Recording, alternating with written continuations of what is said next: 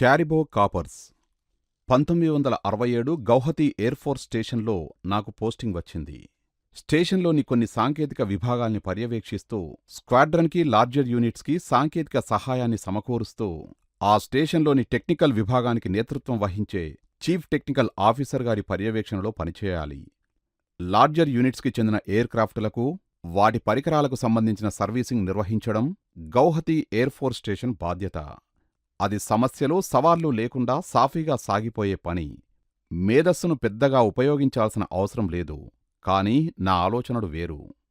క్యారిబో air క్రాఫ్ట్స్ను అభివృద్ధి చేయాలని, అందులో కొత్తదనాన్ని తీసుకురావాలని తెగ ప్రయత్నించాను. క్యారిబో స్క్వాడ్రన్ ఎయిర్ క్రాఫ్టులో అనేక డిటాచ్మెంట్స్ వివిధ ప్రాంతాల్లో పనిచేస్తుంటాయి. ఆకాశపథంలో జవనాశ్వం. ఆర్కిటిక్ రెయిన్డీర్ని క్యారిబో అంటారు. ఆ పేరుతో వ్యవహరించే ఈ ఎయిర్ క్రాఫ్ట్ రవాణా సామర్థ్యానికి పెట్టింది పేరు. అందువల్ల the work horse of the sky అని ముద్దుగా పిలుచుకునేవారు. ఏ వైమానిక దళానికైనా దీని సేవలు తప్పనిసరి. ఇదో మధ్యమ శ్రేణికి చెందిన రవాణా aircraft. Short field takeoff and landing, stall warning system దీని ప్రత్యేక లక్షణం. టేకాఫ్కి, ల్యాండింగ్కి పెద్ద ఎయిర్ స్ట్రిప్ అవసరం లేదు. 15 మీటర్ల ఎత్తులో ఉన్న అవరోధాన్ని అధిగమించిన తర్వాత కూడా 450 మీటర్ల ఎయిర్ స్ట్రిప్లో ఇది సులభంగా టేకాఫ్, ల్యాండింగ్ కాగలదు. వియత్నాం యుద్ధంలో ఆయుధాలను, సామగ్రిని సరఫరా చేయడంలో క్యారిబో విశేషమైన సేవలు అందించింది. దీన్ని సరదాగా గ్రావెల్ ట్రక్ అని పిలిచేవారు. అత్యంత ప్రతికూల పరిస్థితుల్లో సైతం మొరటుగా పనిచేయడం దీని ప్రత్యేకత. ఇతర ఫిక్స్డ్ వింగ్ ఎయిర్ క్రాఫ్ట్స్కి సాధ్యం కాని విధంగా ఏఎల్జీఎస్ అంటే అడ్వాన్స్డ్ ల్యాండింగ్ గ్రౌండ్స్లో సైతం క్యారిబో అవలీలగా ల్యాండ్ అవుతుంది. ఇది కూడా ల్యాండ్ కాలేని ప్రదేశాల్లో కేవలం హెలికాప్టర్ను మాత్రమే ఉపయోగించాల్సి ఉంటుంది. కాకపోతే హెలికాప్టర్కి ఇంధనం ఖర్చు ఎక్కువ, బరువును మోసే సామర్థ్యం తక్కువ. అదే క్యారిబోలో అయితే 3.60 మెట్రిక్ టన్నుల్ని హెలికాప్టర్ కన్నా చాలా తక్కువ వ్యయంతో రవాణా చేయగల సామర్థ్యం ఉంది.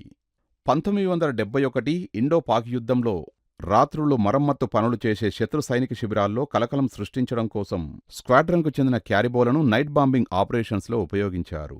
తేజ్గామ్ ఎయిర్ ఫీల్డ్లో 3 రాత్రుల పాటు ఇవి సేవలందించాయి. బ్రాహ్మణ్ బారియా వద్ద ఓ పాకిస్తాన్ బ్రిగేడుపై ఇవి వరుసగా 2 రాత్రుల్లో బాంబులు కురిపించాయి. అంతేకాదు, పాక్ దళాలను చెల్లాచెదురు చేసేందుకు డికాయ్ పేరా ట్రూపర్స్ను జారవిడిచే ఆపరేషన్ను కూడా క్యారిబోలు సమర్థంగా నిర్వహించాయి. ఆ పని ముగించుకొని అవి లాజిస్టిక్స్ సపోర్ట్ కోసం టాంగైల్లో ల్యాండ్ అయ్యేవి. ఢాకాలో పాక్ సైన్యం లొంగుబాటు, బంగ్లాదేశ్ అవతరణల తర్వాత బాగా దెబ్బతిని చెల్లాచెదురైన తేజ్గామ్ ఎయిర్ ఫీల్డ్లోకి అత్యంత సురక్షితంగా దిగిన మొట్టమొదటి వింగ్డ్ ఎయిర్ క్రాఫ్ట్ క్యారిబో మాత్రమే. మరో ఎయిర్ క్రాఫ్ట్కి ఇది అసాధ్యమని చెప్పవచ్చు. మొదట్లో చెప్పినట్లుగా ఇందులోని short field takeoff and landing, stall warning system వల్లనే ఇది సాధ్యమైంది. బంగ్లాదేశ్ విముక్తి పోరాటంలో సేవలు అందించడంతో పాటు ఆ దేశ స్వాతంత్ర అవతరణకు సంబంధించిన చారిత్రాత్మక ఘట్టంలో పాల్గొన్న ఘనత కూడా క్యారిబోదే. బంగ్లాదేశ్ తొలి ప్రధానమంత్రి, విముక్తి ప్రదాత బంగబంధు షేక్ ముజిబుర్ రెహమాన్ గారిని, ఆయన మధ్యంతర క్యాబినెట్ వర్గాన్ని ఇది తొలిసారిగా ఢాకాకు తీసుకువెళ్ళింది. అదేవిధంగా జనరల్ మానిక్షా వంటి భారతీయ సైనిక ప్రముఖులు పలుమార్లు ఢాకా వెళ్లి రావడానికి ఇది ఉపయోగపడింది. అంతేకాదు, యుద్ధ ఖైదీలుగా చిక్కిన పాక్ సైనిక ప్రముఖులైన లెఫ్టినెంట్ జనరల్ ఏకే నియాజీ, ఇతర జనరల్, బ్రిగేడ్ స్థాయి అధికారుల్ని సైతం ఢాకా వెలుపలకు రవాణా చేసిన రికార్డు క్యారిబో ఖాతాలోనిదే. 1963తో మొదలై 24 ఏళ్లపాటు భారత వాయుసేనకు అండగా నిలిచిన క్యారిబో ఎయిర్ క్రాఫ్ట్స్ 1987 మార్చిలో తన చిట్టచివరి సేవను అందించి నిష్క్రమించాయి. వాటి స్థానంలో AN-32 ఎయిర్ క్రాఫ్ట్స్ 1987 మధ్య రంగప్రవేశం చేశాయి. వింగ్ ఎలక్ట్రికల్ ఆఫీసర్గా క్యారిబోతో ప్రత్యక్షంగా పనిచేసే అవకాశం నా పరిధిలో లేదు. సాధారణంగా వివిధ స్క్వాడ్రన్కు చెందిన పెద్ద సంఖ్యలోని ఎయిర్ క్రాఫ్ట్స్కి సంబంధించిన సాంకేతిక సిబ్బందికి ప్రత్యేక శిక్షణా వసతులు ఉంటాయి. కాకపోతే మాది క్యారిబోకు చెందిన ఏకైక స్క్వాడ్రన్. అందువల్ల ఇక్కడ అలాంటి ఏర్పాట్లు లేవు. ఇక్కడ నియమితులైన సాంకేతిక సిబ్బంది ఆన్ జాబ్ ట్రైనింగ్, అంటే క్యారిబో మీద పనిచేస్తూనే శిక్షణ పొందాలి. అన్ని రకాల సాంకేతిక విషయాలు తెలుసుకోవాలి. నేను స్క్వాడ్రన్లో లేకపోవడం వల్ల అలాంటి శిక్షణ పొందే అవకాశం నాకు లభించదు. అయినా నా అంతట నేనే చొరవ తీసుకుని క్యారిబో ఆనుపానులు తెలుసుకున్నాను. సాంకేతిక విషయాల పట్ల అవగాహన పెంపొందించుకున్నాను.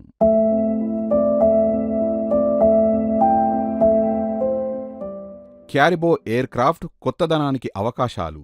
క్యారిబోతో బాగా పరిచయం ఏర్పడిన తర్వాత ఎయిర్క్రాఫ్ట్ గ్రౌండింగ్ అయ్యేందుకు నిరంతర మూల కారణం స్టాల్ పద్ధతి అని తెలుసుకున్నాను.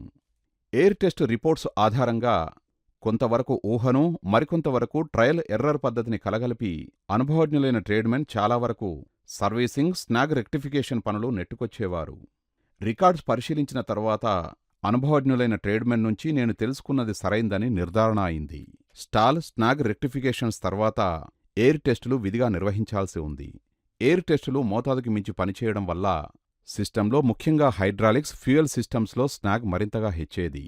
సాధారణంగా ఇది 4 నుంచి 5 టెస్టులు తీసుకునేది. ట్రబుల్ షూటింగ్కి సంబంధించి నిర్దిష్ట, నిర్వచిత ప్రక్రియ అంటూ లేదు. ఎయిర్క్రాఫ్ట్ సర్వీసింగ్కి సంబంధించి ప్రామాణికమైన లిటరేచర్ లేదు. గ్రౌండ్ ఎక్విప్మెంట్ గానీ, పరికరాలు గానీ లేవు. లోతుగా అధ్యయనం చేసి ఆచరణలోకి తీసుకురావాలన్న వైఖరి లేదు. చెల్తాహే తరహాలో కేవలం అనుభవంతో, ట్రయల్ అండ్ ఎర్రర్తో కూడుకున్న ఊహాజనితమైన పనితోనే నెట్టుకొచ్చే విధానం మాత్రమే ఉండేది. హంటర్ స్క్వాడ్రన్లో గడించిన అనుభవం ఆధారంగా స్టాల్ వార్నింగ్ సిస్టంలో సుస్థిరమైన టెస్ట్ రిగ్ను ఏర్పరచాలని నిశ్చయించుకున్నాను. ఇది నా వంతు ఆదర్శదాయక వితరణగా భావించి దీన్ని ఎలాగైనా సాధించాలని సంకల్పం చెప్పుకున్నాను. ఈ నేపథ్యంలో సమస్యను లోతుగా అధ్యయనం చేశాను. హంటర్ స్క్వాడ్రన్తో పోల్చి చూస్తే ఇక్కడ నాకు బోలెడంత విరామ సమయం ఉండేది. దీన్ని క్యారిబో తాలూకు ఎలక్ట్రికల్ సిస్టమ్ని, అందులోనూ స్టాల్ వార్నింగ్ సిస్టంపై ప్రత్యేక దృష్టితో విశ్లేషణాత్మక అధ్యయనం చేయడం మొదలుపెట్టాను. సమస్య చాలా వరకు బోధపడినా అక్కడక్కడా అవగాహనకు పట్టుచిక్కని అంశాలున్నాయి. వాటి గురించి తెలుసుకునేందుకు టేబుల్ మోడల్ని రిగ్ చేసి ఫ్యాబ్రికేట్ చేయడాన్ని ప్రత్యామ్నాయ మార్గంగా భావించాను. ఇక్కడ మరో చిక్కు వచ్చిపడింది. వర్కింగ్ ఐటెమ్స్ను సంపాదించడం చాలా పెద్ద సమస్యగా మారింది. అప్పటికే గ్రౌండెడ్ క్యారిబోస్ నుంచి విడిభాగాలను తొలగించి వాటిని ఆపరేషన్లో ఉన్న క్యారిబోస్కు వినియోగించేవారు. ఇలా చేయడాన్ని క్యానిబాలైజేషన్ అంటారు. ఎక్కువ సంఖ్యలో క్యారిబోస్ని ఆపరేషన్కి సిద్ధంగా ఉంచేందుకు ఇలా చేసేవారు. పైగా నేను చేపట్టాలనుకున్న టేబుల్ మోడల్ వర్క్ అనధికారమైంది కావడం వల్ల నాకు కావలసిన పరికరాలని స్టోర్స్ నుండి తెచ్చుకోవడం అసాధ్యం. మరి వాటిని ఎక్కడ్నుంచి ఎలా తీసుకురావాలి? ఇది సమస్య. దీన్ని ఓ కేసు స్టడీగా పేర్కొని కావలసిన ఐటెమ్స్ కోసం ప్రతిపాదన సమర్పిస్తే అధికార వర్గం అంగీకరించడం మాట అటుంచి ఇదో వెర్రిపనిగా ముద్రవేసి అవహేళన చేస్తుంది. దెబ్బతిని వృధాగా పడి ఉన్న క్యారిబోస్ నుంచి నాకు కావలసిన ఐటెమ్స్ను తీసుకొని వాటిని ఫ్యాబ్రికేట్ చేయడం ఒక్కటే ప్రత్యామ్నాయంగా భావించాను.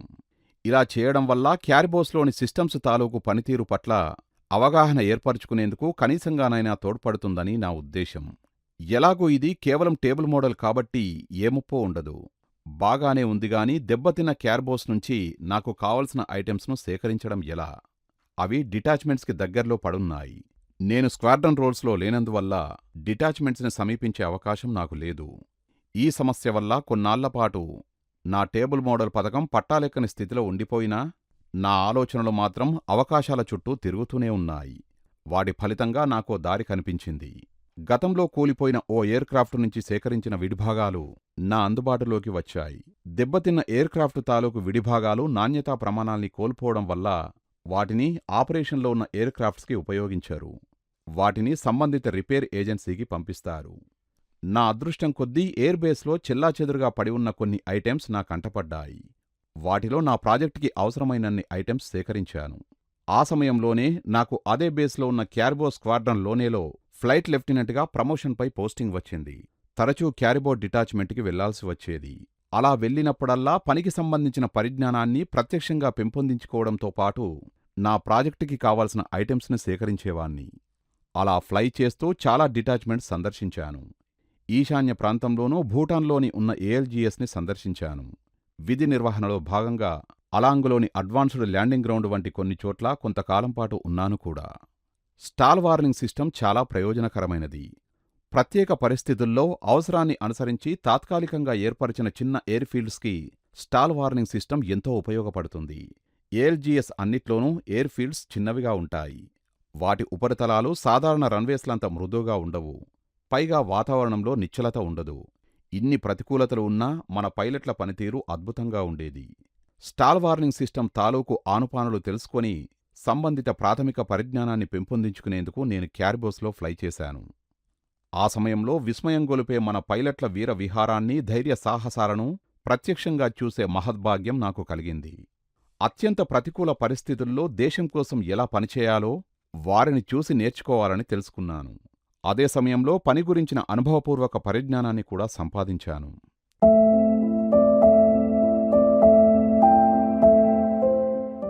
స్టాటిక్ టెస్ట్ రిగ్. స్టాటిక్ టెస్ట్ రిగ్ని ఫ్యాబ్రికేట్ చేయడం ద్వారా సిస్టమ్ని మెరుగ్గా అర్థం చేసుకున్నాను. నా రోజువారీ పనుల వల్ల దీనికి ఎక్కువ సమయం పట్టింది. అయినా పట్టు సడలించకుండా పని కొనసాగించాను. ఇందులోని సిస్టమ్స్ వేటికవి విడిగా ఉండేవి కావు. ఒక్కోదానిలో అనేక రకాల సబ్సిస్టమ్స్ కలిసి ఉంటాయి. కొన్ని సందర్భాల్లో అదృష్టం కొద్దీ నాకు లభించిన ఐటెమ్స్లోని ఈ సబ్సిస్టమ్స్ పనిచేసే స్థితిలో ఉన్నాయి. వివిధ పాయింట్స్ వద్ద వోల్టేజ్, కరెంట్ వంటి అంశాలను పరీక్షించాను. అలా క్రమంగా ఒక్కో అంశాన్ని పరిశీలిస్తూ మొత్తం ఆపరేటింగ్ సిస్టమ్కి సంబంధించిన డేటా చార్టును తయారు చేశాను. అలా 4-5 స్నేక్స్ను విశ్లేషించిన తర్వాత లోపాలను గుర్తించి, పైలట్స్తో చర్చించి లోపాలను త్వరగా తేలిగ్గా గుర్తించే స్థాయికి చేరుకున్నాను. దాని ఫలితంగా ముందుగా ఎయిర్ టెస్టుల్ని, తర్వాత గ్రౌండింగ్ టైంని తగ్గించి ఎయిర్ క్రాఫ్ట్ లభ్యతను పెంచగలిగాను. నా కృషి, దానివల్ల చేకూరిన ఫలితాలు నాకు ఎంతో సంతృప్తినిచ్చాయి. కాకపోతే క్యారిబో అనేది యుద్ధ విమానం కాకపోవడం, కేవలం ఒక్క బేస్లో మాత్రమే ఉండడం వంటి కారణాల వల్ల మోడ్ హంటర్ ఇండియా 15కి లభించినంత ప్రాచుర్యం దీనికి లభించలేదు. ఫ్లయింగ్ ఆఫీసర్గా నేను రష్యన్ భాష నేర్చుకోవాల్సి వచ్చింది. దీనికోసం న్యూఢిల్లీలోని స్కూల్ ఆఫ్ ఫారిన్ లాంగ్వేజెస్కి నన్ను పంపించారు. కోర్సులో ఉన్నప్పుడే నాకు ఫ్లైట్ లెఫ్టినెంట్ పదోన్నతి లభించింది. అదే బేస్లోని క్యారిబో స్క్వాడ్రన్కి నన్ను పోస్ట్ చేశారు. ఇంతకుముందే చెప్పినట్లుగా కోర్సు పూర్తయిన తర్వాత గౌహతిలోని క్యారిబో స్క్వాడ్రన్కి రిపోర్ట్ చేశాను. స్టేషన్ కమాండర్గా వింగ్ కమాండర్ వీసీ మన్కోటియా ఉండేవారు. ఆయన అత్యంత సమర్థుడైన అధికారి. స్క్వాడ్రన్ కమాండర్ కూడా వింగ్ కమాండరే. ఆయనకు మంచి ఫ్లయ్యర్ అని పేరుంది గాని మంచి కమాండర్గా పేరులేదు. తనకన్నా జూనియర్స్తో కలిసి రమ్మీ ఆడేవారాయన. స్టేషన్ కమాండర్ నన్ను స్టాటిక్ టెస్ట్ రిగ్ తయారు చేయమని ప్రోత్సహించారు. కొన్నిసార్లు విజిట్ చేశారు కూడా. స్క్వాడ్రన్ కమాండర్ తనకు సంబంధం లేదనే పద్ధతిలో పట్టించుకునేవాడు కాదు. గౌహతి ఎయిర్ ఫోర్స్ స్టేషన్ నుంచి క్యారిబో స్క్వాడ్రన్కి నాకు పోస్టింగ్ రావడం ఓ ఆసక్తికరమైన అంశం. గౌహతి ఎయిర్ బేస్ రోల్స్లో ఉన్న సమయంలో నేను ఢిల్లీలోని జిందు హౌజ్లో ఉన్న స్కూల్ ఆఫ్ ఫారిన్ లాంగ్వేజెస్లో రష్యన్ భాష నేర్చుకునేందుకు వెళ్లానని ఇదే అధ్యాయంలో ప్రస్తావించాను కదా. ఆ తరగతికి మొత్తం 5 ఆఫీసర్లు, 29 మంది ఎస్ఎన్సీఓలు హాజరయ్యాం. నాకు గుర్తున్నంతవరకు మొత్తం వ్యవధి 12 వారాలు. ఆ సమయంలో నాకు ఫ్లైట్ లెఫ్టినెంట్ ప్రమోషన్ రావడంతో సర్వీస్ కొరియర్లో గౌహతి వెళ్లాను. అదే రోజు అంటే శనివారం నాడు నా ర్యాంక్ అందుకొని వారాంతపు విరామాన్ని స్నేహితులతో సరదాగా గడిపి సోమవారం ఉదయానికల్లా తిరిగి కొరియర్లో ఢిల్లీ చేరుకున్నాను. ఆ రోజుల్లో నా సివిలియన్ మిత్రులకి అంత త్వరగా వెళ్ళిరావడం విస్మయాన్ని కలిగించింది. అప్పట్లో నా ప్రయాణాన్ని ఓ వింతగా భావించి చాలా రోజులపాటు దాని గురించి మిత్రులు ప్రస్తావించేవారు. ఢిల్లీలో రష్యన్ కోర్సు పూర్తయ్యాక 1969లో నేను గౌహతి చేరుకొని క్యారిబో స్క్వాడ్రన్లో బాధ్యతలు స్వీకరించాను. Guwahati air force station commander, wing commander VC Mankotia Vayusena medal గారికి నా ఆధ్వర్యంలో సైనిక వందనం.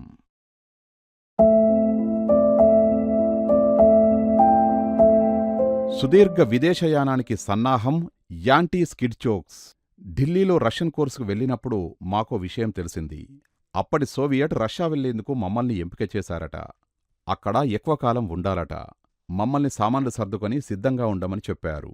అలాగే బయలుదేరే ముందు అతి తక్కువ సమయంలో తిరుగు ప్రయాణానికి పిలుపు రావచ్చునని, అందువల్ల ఎప్పటికప్పుడు సామాన్లతో సిద్ధంగా ఉండాలంటూ సూచించారు. విదేశాలకు వెళ్లడం ప్రతిష్టాత్మకంగా భావించే రోజులవి. అందువల్ల ఎప్పుడెప్పుడా అని ఉత్తర్వు కోసం ఎదురుచూశాను. కాని ఎప్పటికీ రాలేదు. కొన్నాళ్లకి ఇక రాదనీ తేలిపోయింది. ఆ తర్వాత మాకు తెలిసిందేమిటంటే, ఓ మధ్యమ శ్రేణికి చెందిన బాంబర్ ఎయిర్ క్రాఫ్ట్ గురించి మిమ్మల్ని సోవియట్ రష్యాకు పంపించాలని అనుకున్నారట. కాకపోతే నా మోడ్ హంటర్ ఇండియా 15 ప్రాజెక్టు ద్వారా హంటర్ ఎయిర్ క్రాఫ్ట్ కాన్ఫిగరేషన్లో మౌలికమైన మార్పులు తీసుకురావడం వల్ల సోవియట్ రష్యా నుంచి ఆ తరహా యుద్ధ విమానాలను కొత్తగా కొనాల్సిన అవసరం లేదని ఉన్నత స్థాయిలో నిర్ణయం తీసుకొని కొనుగోలు ప్రతిపాదన విరమించుకున్నారట. ఓ రకంగా చెప్పాలంటే నా విదేశ ప్రయాణ అవకాశానికి నేను రూపొందించిన హంటర్ ప్రాజెక్టే అవరోధంగా నిలిచిందన్నమాట. ఎయిర్ క్రాఫ్ట్ నిలకడగా ఉన్నప్పుడు ఇంజన్ స్టార్ట్ చేసి రన్ చేస్తే ముందుకు జారిపోకుండా యాంటీ స్కిడ్ చోక్స్ ఉంచుతాము. అలాగే నా మోడ్ హంటర్ ఇండియా 15 అన్వేషణ ఫలితం నా యాత్రకి అడ్డుపడిందనుకున్నాను. అందుకు నేను విచారించలేదు. అవును మరి, మోడ్ హంటర్ ఇండియా 15 నా గారాల శిశువు.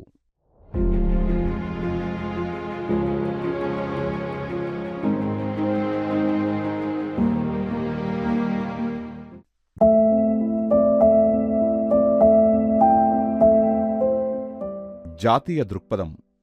నేను ఢిల్లీలో రష్యన్ కోర్సుకి హాజరైనప్పుడు సెంట్రల్ విస్టాలో ఉండేవాణ్ణి. ఆ సమయంలో ఓ సాయంత్రం వేళ నేను చూసిన ఓ సంఘటన నా హృదయాన్ని తాకింది, విస్మయానికి గురిచేసింది. అప్పట్లో సెంట్రల్ విస్టాలో మా మెస్ ఢిల్లీ జన్పథ్లోని విశాలమైన ఓ పెద్ద కార్నర్ ఫ్లాట్లో ఉండేది. దానికి ఎదురుగా ఒకవైపు నేషనల్ అర్బైవ్స్, మరోవైపు రాజేంద్ర ప్రసాద్ రోడ్, మూడోవైపు 150 మీటర్ల దూరంలో అందమైన లాన్స్తో, ఫౌంటైన్స్తో రాజ్పథ్ కలకలలాడుతూ ఉండేది. రాత్రి భోజనం తర్వాత మా మిత్రబృందం జనపథ్ రాజ్పథుల మీద కాసేపు వ్యాహ్యాలకి వెళ్లేవాళ్లం. జనవరి 23, 25 తేదీల్లో నెత్తురు గడ్డ కట్టించే చలిరాత్రి వేళ జనపథ్ మీద కొందరు రైతులు పెద్ద గుంపుగా రావడం గమనించాం. ఒంటిమీద కంబలి తప్ప మరో రక్షణ లేదు. ఆ రాత్రివేళ వారు చలిని ఎలా ఎదిరించి ఎందుకు వచ్చారో అర్థం కాలేదు. అర్థమయ్యాక ఆశ్చర్యపోయాం. న్యూఢిల్లీలో జనవరి 26 గణతంత్ర దినోత్సవాలను చూసే అవకాశం లేదని వాళ్లకు తెలుసు. కనీసం డ్రెస్ రిహార్సల్స్ చూడాలన్న ఉత్సాహంతో ఆ గ్రామీణులు తరలివచ్చారట. ఆ గ్రామీణుల దేశభక్తి నాలో స్ఫూర్తిని నింపింది. హృదయం ఆర్ద్రతతో నిండిపోయింది. గ్రామీణ భారతంలోనే జాతిమూలాలు ఉన్నాయన్న ఎరుక నాలో కలిగింది. నగరాల్లో దీపాల తలుకుల్లో కనిపించే ఆర్భాటం వెనుక పాశ్చాత్య వాణిజ్య దృక్పథం కనిపిస్తుంది. పల్లెటూరి మట్టిలో, గాలిలో, నీటిలో దేశభక్తి అణువణువున పరిమళిస్తుంది. దీనికి భిన్నంగా రక్షణ శాఖలోనూ, సైన్యంలోనూ ఉన్నత పదవులు నిర్వహించి ప్రస్తుతం విశ్రాంత జీవితాన్ని గడుపుతున్న కీలక వ్యక్తులకు ఆయుధాల కొనుగోలు కుంభకోణాల్లో ప్రమేయం ఉందంటూ అప్పుడప్పుడు వెలువడే వార్తలు చూసినప్పుడు మనసు కలుక్కుమంటుంది. ఆయుధ కొనుగోళ్ల కుంభకోణంలో ప్రమేయం ఉన్న వారందరూ దేశద్రోహులే. ఈ గడ్డమీద జన్మించి ఇక్కడ జీవిస్తూ ఈ నేలపట్ల కనీస విశ్వాసాన్ని చూపించని వ్యక్తుల్ని ఏమనాలి? కన్న తల్లికే ద్రోహం తలపెట్టేవారిని ఏం చేయాలి? గౌహతి ఎయిర్ ఫోర్స్ స్టేషన్ మెస్లో ఎయిర్ మార్షల్ చటర్జీ కుడివైపున ఉన్న వ్యక్తి. గౌరవార్థం ఇచ్చిన డైనింగ్ ఇన్ నైట్ సందర్భంగా డిప్యూటీ ప్రెసిడెంట్ మెస్ కమిటీ హోదాలో నేను మధ్యలో.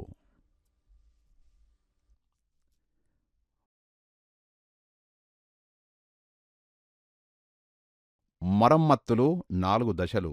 భారత వైమానిక దళ విమానాలకు సంబంధించిన మరమ్మతులు, సర్వీసింగ్ లాంటి సేవల్ని 4 దశల్లో నిర్వహిస్తారు.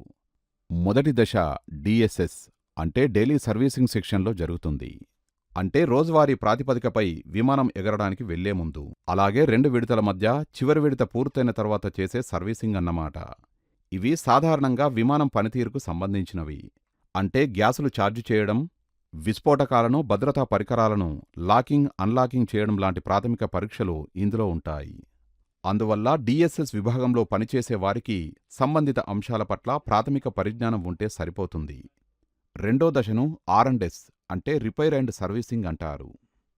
ఈ విభాగంలో పనిచేసేవారికి ప్రత్యేక పరిజ్ఞానం అవసరం. స్క్వాడ్రన్లో పనిచేసే సాంకేతిక సిబ్బందిని ఈ 2 విభాగాలకు పంపిణీ చేస్తారు. వీరిలో డిఎస్ఎస్ విభాగంలో పనిచేసేవారు మాత్రం యూనిట్లో భాగంగా ఉంటారు.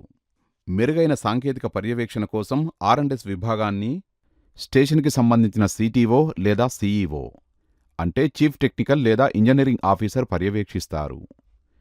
చెప్పాలంటే ఆర్&ఎస్ విభాగం చీఫ్ టెక్నికల్ లేదా ఇంజనీరింగ్ ఆఫీసర్ ద్వారా స్టేషన్ కమాండర్ ఆధీనంలోనే పనిచేస్తుంది.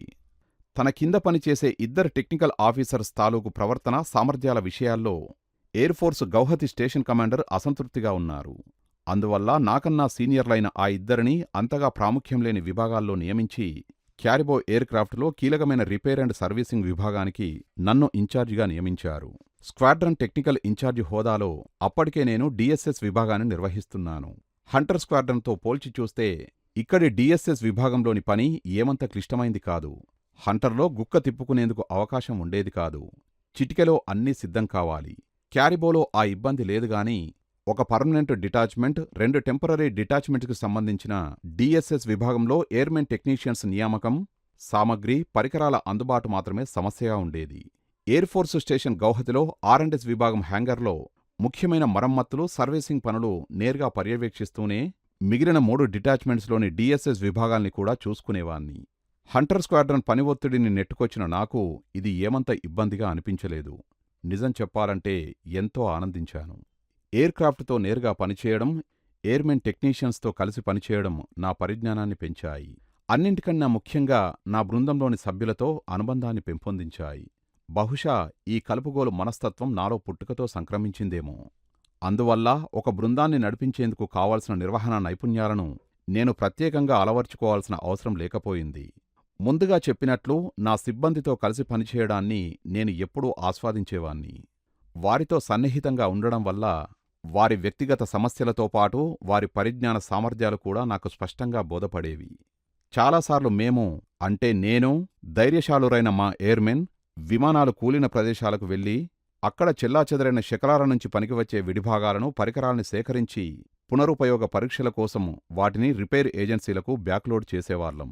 క్యారిబోలు విహరించేవన్నీ దాదాపుగా చిన్న చిన్న ఎయిర్ ఫీల్డ్స్తో కూడుకున్న పర్వత ప్రాంతాలే. అవి కూలిన ప్రాంతాలు సైతం అందుబాటులో ఉండేవి కావు. కొండచర్యల్లోనూ లోయల్లోనూ దుర్ఘటనలు సంభవించడం వల్ల వాటి దరిదాపులకు వెళ్లేందుకు సాహసించాల్సి వచ్చేది. కొన్ని సందర్భాల్లో క్యారిబోలను ఏఎల్జీ అంటే అడ్వాన్స్డ్ ల్యాండింగ్ గ్రౌండ్ వద్ద సర్వీసింగ్ లేదా రిపేర్ చేయడానికి వీలుండేది కాదు. అవి చాలా ఎత్తైన ప్రదేశాల్లో ఉండడం వల్ల అక్కడికి పరికరాలను, విడిభాగాలను తరలించి పనిచేయడం మామూలు వ్యవహారం కాదు. అడుగడుగునా సవాళ్లు ఎదురవుతాయి. అంత ఎత్తుకు చేరుకోవడానికి లిఫ్టులు ఏర్పాటు చేసుకోవాలి. అది ప్రయాసతో కూడుకున్న వ్యవహారం. నిజం చెప్పాలంటే క్యారిబో పైభాగాన్ని చేరుకొని అక్కడ ఉండే విడిభాగాలకు, ఐటెమ్స్కు సంబంధించిన సర్వీసింగ్స్, రిపేర్స్ చేయడం హ్యాంగర్లో సైతం దుస్సాధ్యమే. దీనికి ప్రధాన కారణం బాగా ఎత్తుకు చేరుకునేందుకు నిచ్చెనలు, పరంజా వంటివి అందుబాటులో లేకపోవడమే. ఒకసారి క్యారిబో ఎయిర్ క్రాఫ్ట్ రడ్డర్ అంటే విమానం వెనుక తోకలా పైకి లేచి ఉండే భాగంకి మరమ్మతులు చేస్తున్న సమయంలో తీవ్రమైన సమస్య ఎదురైంది. సరిదిద్దేందుకు చాలా విధాలుగా ప్రయత్నించాను. వీలు కాలేదు. నిచ్చెన లేదా పరంజా సంపాదించడం ఒక్కటే మార్గాంతరమని తేలిపోయింది. ఆ పరికరాల్ని సంపాదించేందుకు ఎయిర్ హెడ్ క్వార్టర్స్ మొదలుకొని వివిధ మెయింటెనెన్స్ డైరెక్టరేట్స్ వరకు ఉన్న ఎక్విప్మెంట్ డిపోల్లో ప్రయత్నించాను. చివరికి నాకు కావలసిన నిచ్చెన, పరంజీ మనోరే డిపోలో లభించింది. దాన్ని వాయుమార్గంలో రప్పించేందుకు మా స్టేషన్ కమాండర్ మన్కోటియా సార్ అనుమతి సంపాదించారు. టార్మాక్పై క్యారిబో విమానం. నేను మనోరే డిపోకి వెళ్ళాను. మాకు కావలసిన నిచ్చెన, పరంజీ తాలూకు విడిభాగాల్ని జమ చేయించి వాటిని విమానంలో గౌహత్కి తీసుకువెళ్లాను. నా బృందంలోని ఎయిర్మెన్ టెక్నీషియన్స్ రెట్టింపు వేగంతో నిచ్చెన, పరంజీని అమర్చారు. కష్టసాధ్యమైన క్యారిబో రడ్డర్ మరమ్మత్తు పనులు పూర్తి చేశారు. నా చొరవ సంగతిని అలా ఉంచితే మా సిబ్బంది అంకితభావానికి, పనిపట్ల వారి చిత్తశుద్ధికి నేను సెల్యూట్ చెప్పకుండా ఉండలేకపోయాను. ఆనిముత్యాల్లాంటి ఫౌజీలతో కలిసి పనిచేయడం నాకెంతో గర్వకారణం. అది నన్ను వరించిన అదృష్టం.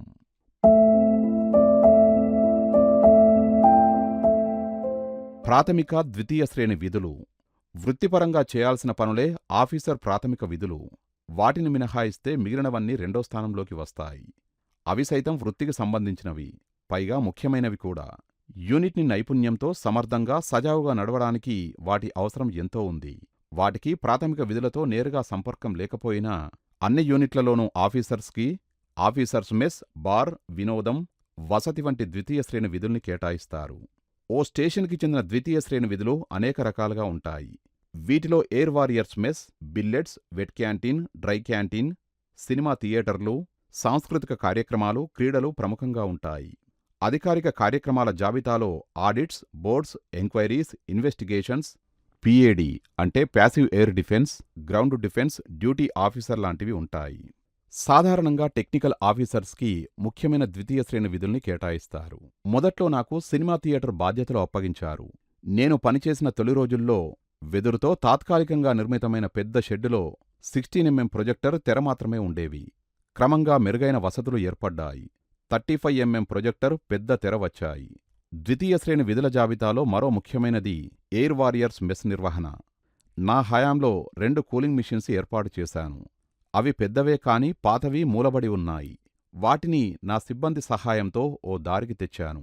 వేసవికాలంలో అవి చక్కగా పనిచేస్తూ చల్లదనాన్ని అందించేవి. ఆ తర్వాత ఆఫీసర్స్ మెస్కి సెక్రటరీగా ఏడాది పైచిలుకు పనిచేశాను. ఆ సమయంలో 2 ముఖ్యమైన కార్యక్రమాలు నిర్వహించి ప్రశంసలు పొందాను.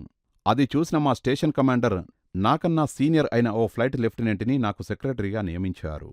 అది ఇబ్బందిగా ఉంటుందని నేను సున్నితంగా వద్దన్నాను. కాని స్టేషన్ కమాండర్ గారు ససేమిరా అన్నారు.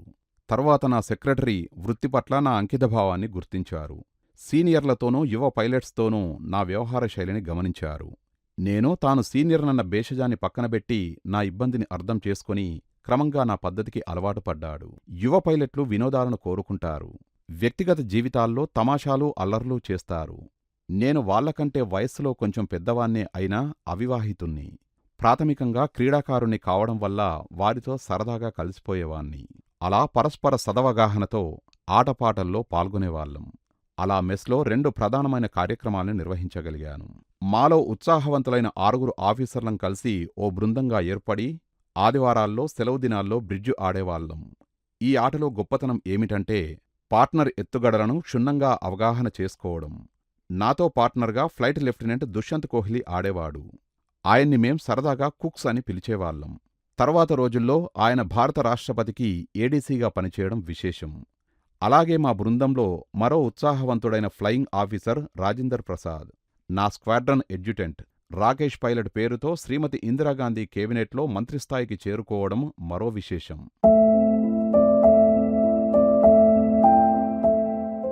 మిక్కిలి ఆనందాల సిక్కిం ప్రయాణం.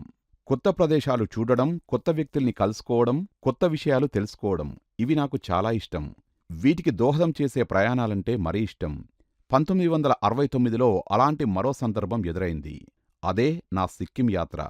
మా పెద్ద మేనమామ కొట్టకి జగన్మోహన్ రావు అప్పట్లో బోర్డర్స్ రోడ్స్ ఆర్గనైజేషన్లో పనిచేశారు. విధి నిర్వహణలో భాగంగా సిక్కిం రాజధాని గ్యాంగ్టక్లో ఉండేవాడు.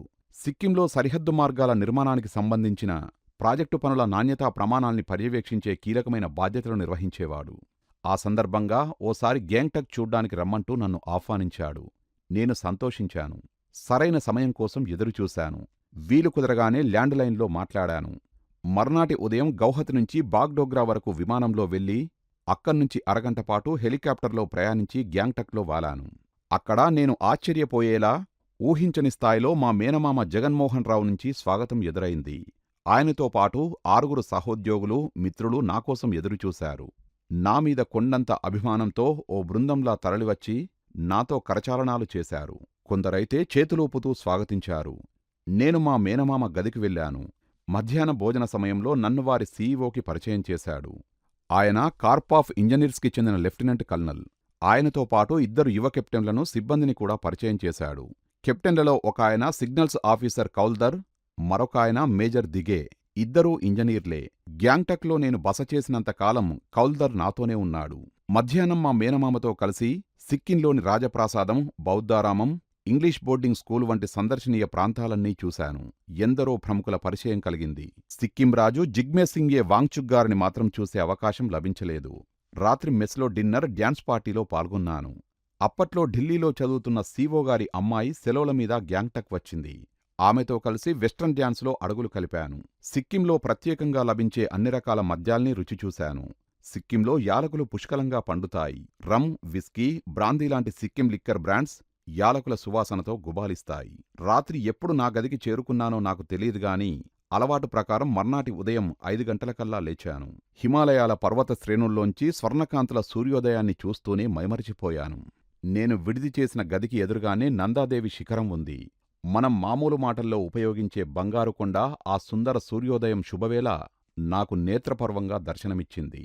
సూర్యుడు పైకి లేస్తున్న కొద్దీ నందాదేవి శిఖరంలో మారే రంగులు మనోహరంగా ఉంటాయి. బంగారు రంగు క్రమంగా కరిగి అత్యంత స్వచ్ఛమైన వెండి రంగులోకి మారిపోయాయి. హిమాలయాలను రజతగిరులని మన కావ్యాల్లోని వర్ణనలు నా కళ్ళెదుట నందాదేవి శిఖరవర్ణ వైభవం ద్వారా ప్రత్యక్షంగా నాకు అనుభూతమైంది.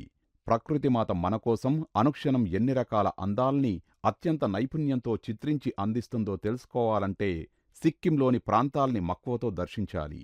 ఆ సమయంలో ఆర్దర్లీ పొగలు కక్కే ఛాయ్ తీసుకువచ్చాడు. అతిశీతల వాతావరణంలో అందాలు విందు చేసే హిమాలయాలను చూస్తూ వేడి తేనీటిని ఆస్వాదించడంలోని అనుభూతిని మాటల్లో చెప్పలేం. స్వర్ణకాంతులు క్రమంగా రజతకాంతులుగా మారే క్రమాన్ని కన్నార్పకుండా దర్శిస్తూ కాలాన్ని కాసేపు మర్చిపోయిన నేను, నా మేనమామ జగన్మోహన్ రావు పూర్తిగా తయారై గదిలోకి రావడంతో ఈ లోకంలోకి వచ్చాను. గబగబా తయారై నా యూనిఫాం వేసుకున్నాను. అక్కడ్నుంచి జోంగా మీద పరిసర ప్రాంతాల్ని చూసిరావాలని మేమిద్దరం బయలుదేరాం. దారి పొడవునా గుప్పుగుప్పుమంటూ యాలకుల వాసన. మా మేనమామ జగన్మోహన్ రావు సిక్కిం విశేషాల గురించి, శాస్త్రవేత్త డాక్టర్ జగన్నాథం గురించి చెప్పాడు.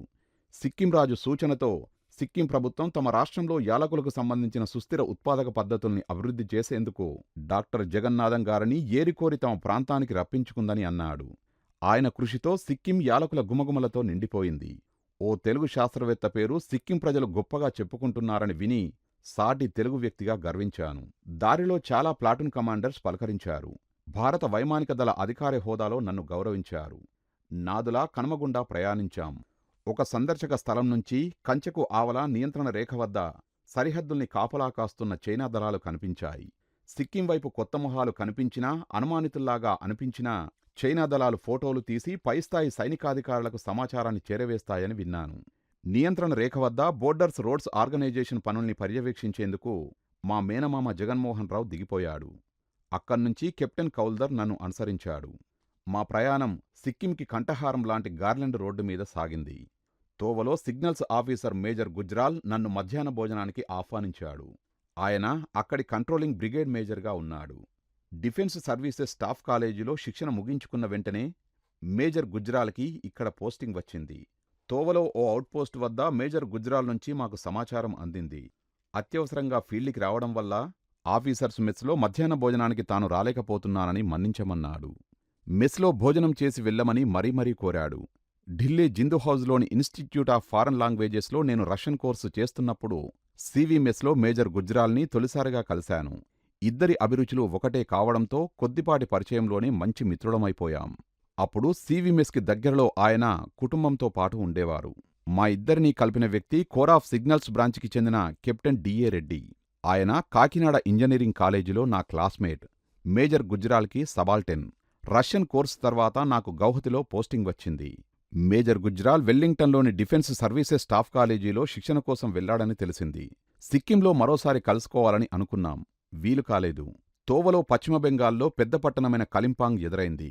మేం అక్కడికి చేరుకున్న సమయానికి జనం పెద్దగా గుమిగూడి ఉన్నారు.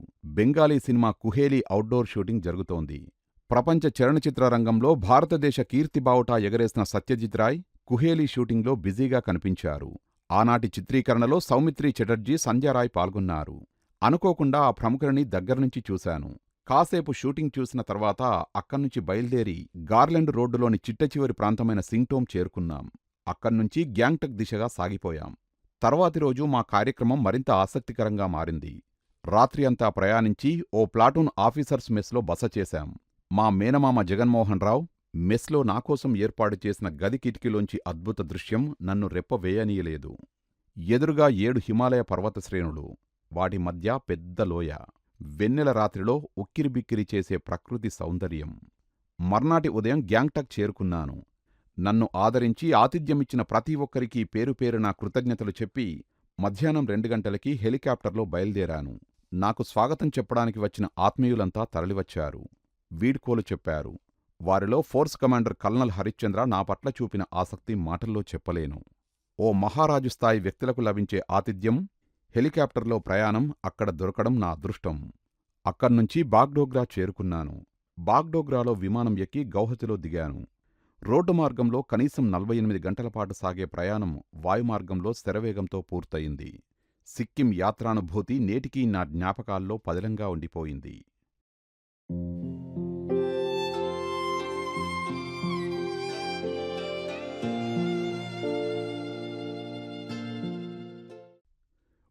మన మధ్య మహాత్ముడు. 1968 జనవరిలో ఓ రోజు బెంగళూరు ఫెర్రీ వెళ్ళాను. అప్పుడే గణతంత్ర దినోత్సవ సందర్భంగా కేంద్ర ప్రభుత్వ పద్మ పురస్కారాల జాబితా వెలువడింది. అందులో గౌహతి విశ్వవిద్యాలయానికి చెందిన డాక్టర్ కెవి రావు గారి పేరు ఉంది. పద్మశ్రీ పురస్కార గ్రహీతల్లో ఆయన పేరు చూసి చాలా ఆనందించాను. రావుగారు అత్యున్నత స్థాయికి చెందిన ఆర్థిక శాస్త్రవేత్త. ప్రధానంగా అస్సాం ఆర్థిక వ్యవస్థపై ప్రామాణిక గ్రంథాలు రాశారాయన. వాటి ద్వారా లభించిన ఆదాయాన్ని ఆయన గౌహతి విశ్వవిద్యాలయ ఉపకార వేతన నిధికి విరాళంగా ఇచ్చేవారని చదివాను. ఆయన 16 అణాల గాంధేయవాది. బ్రహ్మచర్యం పాటిస్తూ పవిత్ర జీవనాన్ని గడిపేవారు. నిరాడంబర జీవనానికి, పొదుపరుతనానికి రావుగారు నిలువెత్తు ప్రతీక. ఎంత దూరమైనా ఓ పాత సైకిల్ మీద వెళ్ళేవారు. యూనివర్సిటీ వారు తనకు కేటాయించిన పెద్ద క్వార్టర్స్లో ఓ గదిని మాత్రం ఉంచుకొని మిగిలిన అన్ని గదులను ప్రతిభావంతులైన గ్రామీణ పేద విద్యార్థులకు ఇచ్చివేశారు. డాక్టర్ కెవి రావు గారి సారథ్యంలో రాజనీతి శాఖ తనదైన ప్రత్యేకతను నిలుపుకుందని చెబుతారు. ఆ శాఖకు విడిగా ప్రత్యేక స్నాతకోత్సవాన్ని నిర్వహించేవారు. దానికి ఛాన్సలర్ ముఖ్య అతిథిగా విచ్చేసేవారు. అప్పట్లో అస్సాం ఈశాన్య రాష్ట్రాల గవర్నర్గా ఉన్న బీకే నెహ్రూ గారు ఛాన్సలర్ హోదాలో ఒక ఏడాది స్నాతకోత్సవానికి వచ్చారు. ఆ స్నాతకోత్సవానికి నన్నూ ఆహ్వానించారు. ఆ వేడుకకు నేను కూడా హాజరయ్యాను. అది రావుగారి విశిష్టత. గౌహతిలో ఆంధ్ర అసోసియేషన్ ఉంది. సుదూర రాష్ట్రంలో విశిష్ట విద్యాసేవలందిస్తూ అప్పట్లో అరుదైన పద్మశ్రీ గౌరవాన్ని అందుకుంటున్న, గాంధీపథాన్ని పరిపూర్ణంగా అనుసరిస్తున్న స్ఫూర్తిమంతుడైన ఓ తెలుగు వ్యక్తికి గౌహతిలోని తెలుగువారు సత్కరించి ఉంటారని భావించాను. ఆ సన్మాన కార్యక్రమంలో నేను పాలుపంచుకోలేకపోయానని చింతించాను. నేను బెంగళూరు నుంచి గౌహతి వచ్చాక అలాంటి కార్యక్రమం కనీసమాత్రంగానైనా జరగలేదని తెలిసి ఆంధ్ర అసోసియేషన్ వారి నిర్లక్ష్య వైఖరికి ఆశ్చర్యపోయాను. సాటి తెలుగువాడి పట్ల చూపించాల్సిన గౌరవం ఇదేనా అని బాధపడ్డాను. ఈ సామాజిక అన్యాయాన్ని సరిదిద్దాలని నిర్ణయించుకున్నాను. గౌహతిలోని బోర్జార్ ఎయిర్ ఫోర్స్ స్టేషన్లో తెలుగు అసోసియేషన్లో నాకు బాగా తెలిసిన ఓ సీనియర్ సహోద్యోగితో మాట్లాడాను. ఇద్దరం కలిశాం.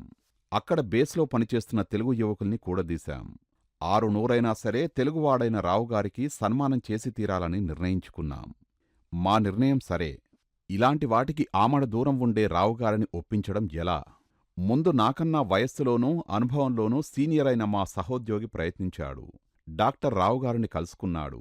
నేను అనుకున్నట్లే ఆయన ససేమిరా అన్నారట. నేను మాత్రం పట్టు విడవలేదు. అట్నుంచి నరుక్కురమ్మనే సామెత గుర్తుకొచ్చింది. గౌహతి యూనివర్సిటీలో డాక్టర్ రెడ్డిగారని మరో తెలుగు ప్రముఖుడున్నారు.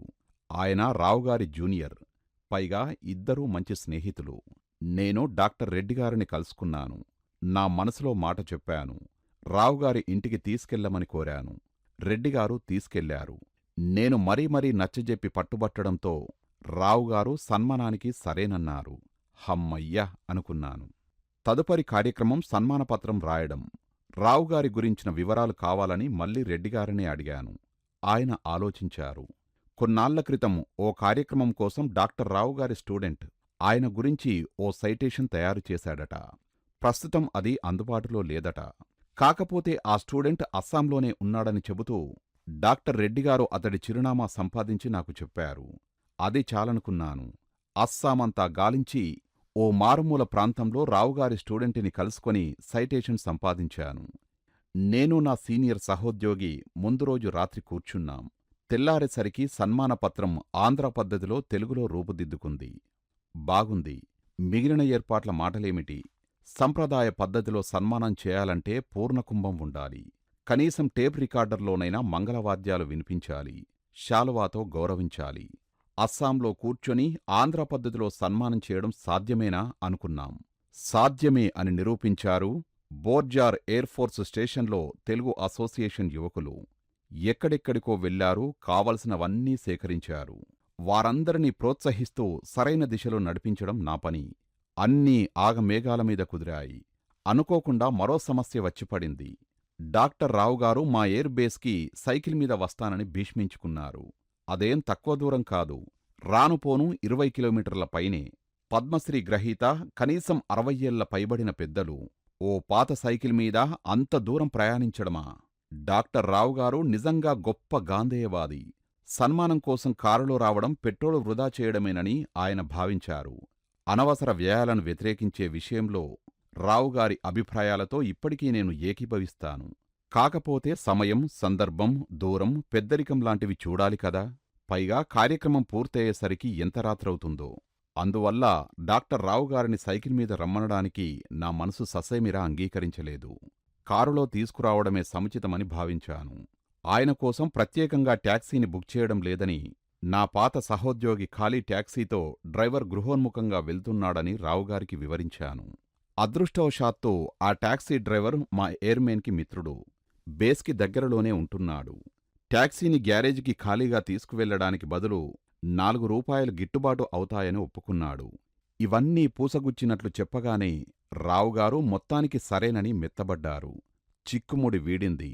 భగవంతుడికి ధన్యవాదాలు చెప్పుకున్నాను. డాక్టర్ రావుగారు రాగానే పూర్ణకుంభంతో స్వాగతం పలికాం. టేప్ రికార్డర్లోంచి మంగళవాద్యాలు వినిపించాయి. పిల్లలు ఆయనపై పూలవాన కురిపించారు.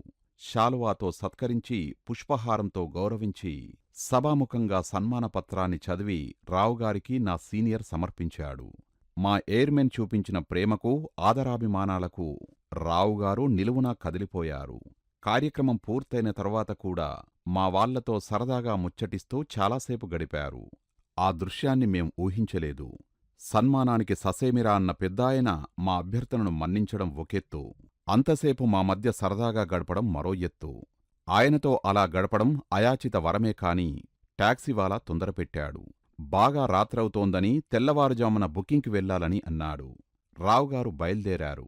మేం వీడ్కోలు చెబుతుంటే ఆయన కళ్ళు తడితడిగా మెరిశాయి. అవి ఎప్పటికీ గుర్తుండిపోయే క్షణాలు.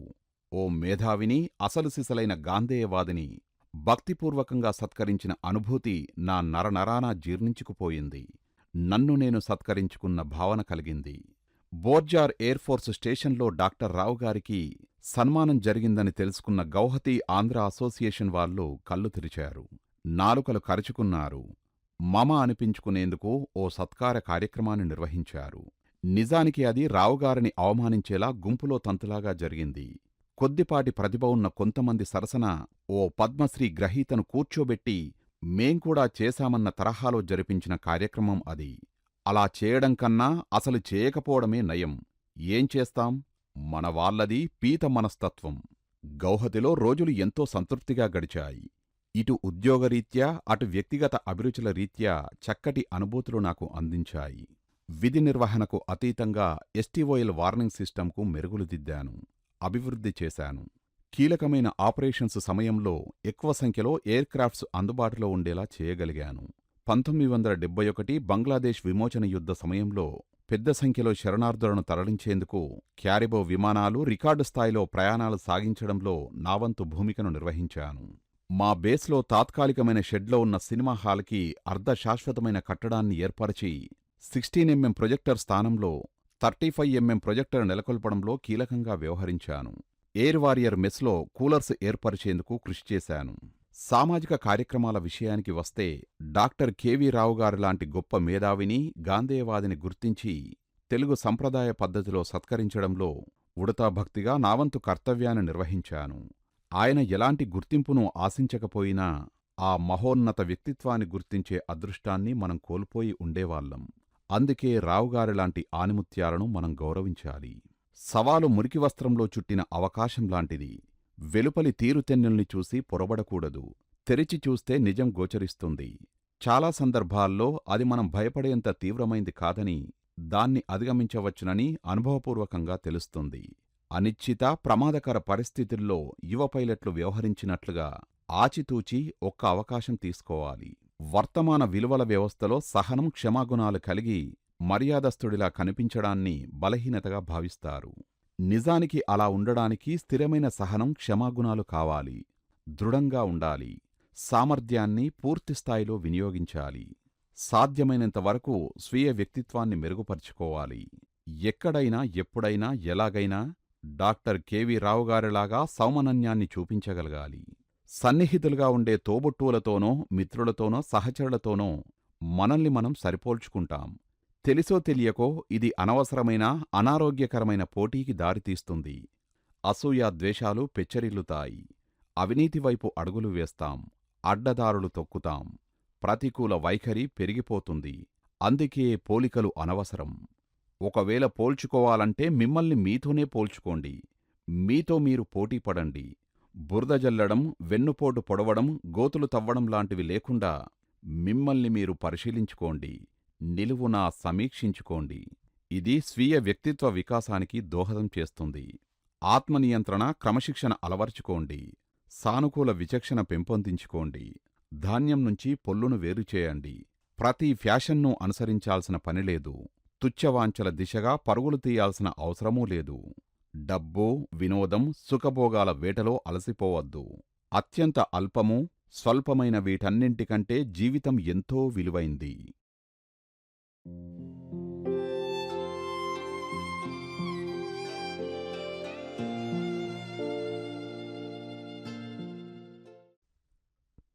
తూర్పు పాకిస్తాన్ ఎడతెగని మారణ హోమం. నేను క్యారిబోస్ స్క్వాడ్రన్లో ఉన్నప్పుడే బంగ్లాదేశ్ విముక్తి పోరాటానికి తెరలేచింది. చరిత్ర పుటల్లోకి వెళ్తే దీనికి అనేక కారణాలు కనిపిస్తాయి. 1947లో మత ప్రాతిపదికపైన అవిభక్త భారతదేశాన్ని 3 ముక్కలుగా విభజించినప్పుడే సమస్యకు అంకురార్పణ జరిగింది. భారత భూభాగానికి చెరోవైపు తూర్పు, పశ్చిమ పాకిస్తాన్ భూభాగాలుగా పొరుగుదేశం ఆవిర్భవించినప్పటినుంచి ఈ 2 భాగాల మధ్య సమన్వయం, సదవగాహన లోపించాయి. దేశాన్ని శాసించే రాజకీయ, సైనిక శక్తులు పశ్చిమ పాకిస్తాన్లో కేంద్రీకృతం కావడం వల్ల తూర్పు పాకిస్తాన్ ప్రాంతం తీవ్రమైన వివక్షకు గురవుతూ వచ్చింది. భాషా సంస్కృతుల పరంగా పశ్చిమ పాకిస్తాన్తో బొత్తిగా పొంతనలేని తూర్పు పాకిస్తాన్లోని బెంగాలీ మాట్లాడే ప్రజలు ముజిబుర్ రెహమాన్ నేతృత్వంలోని అవామీ లీగ్ పార్టీ వేర్పాటు ఉద్యమానికి నేతృత్వం వహించింది. తూర్పు పాకిస్తాన్ ప్రాంతంలో అడుగుపెట్టిన లెఫ్టినెంట్ జనరల్ టిక్కాఖాన్ నేతృత్వంలోని పాక్ సైన్యం దారుణ మారణకాండకు తెరతీసింది. ఎటు చూసినా తీవ్రమైన అనిశ్చితి, అత్యంత ప్రతికూల పరిస్థితి.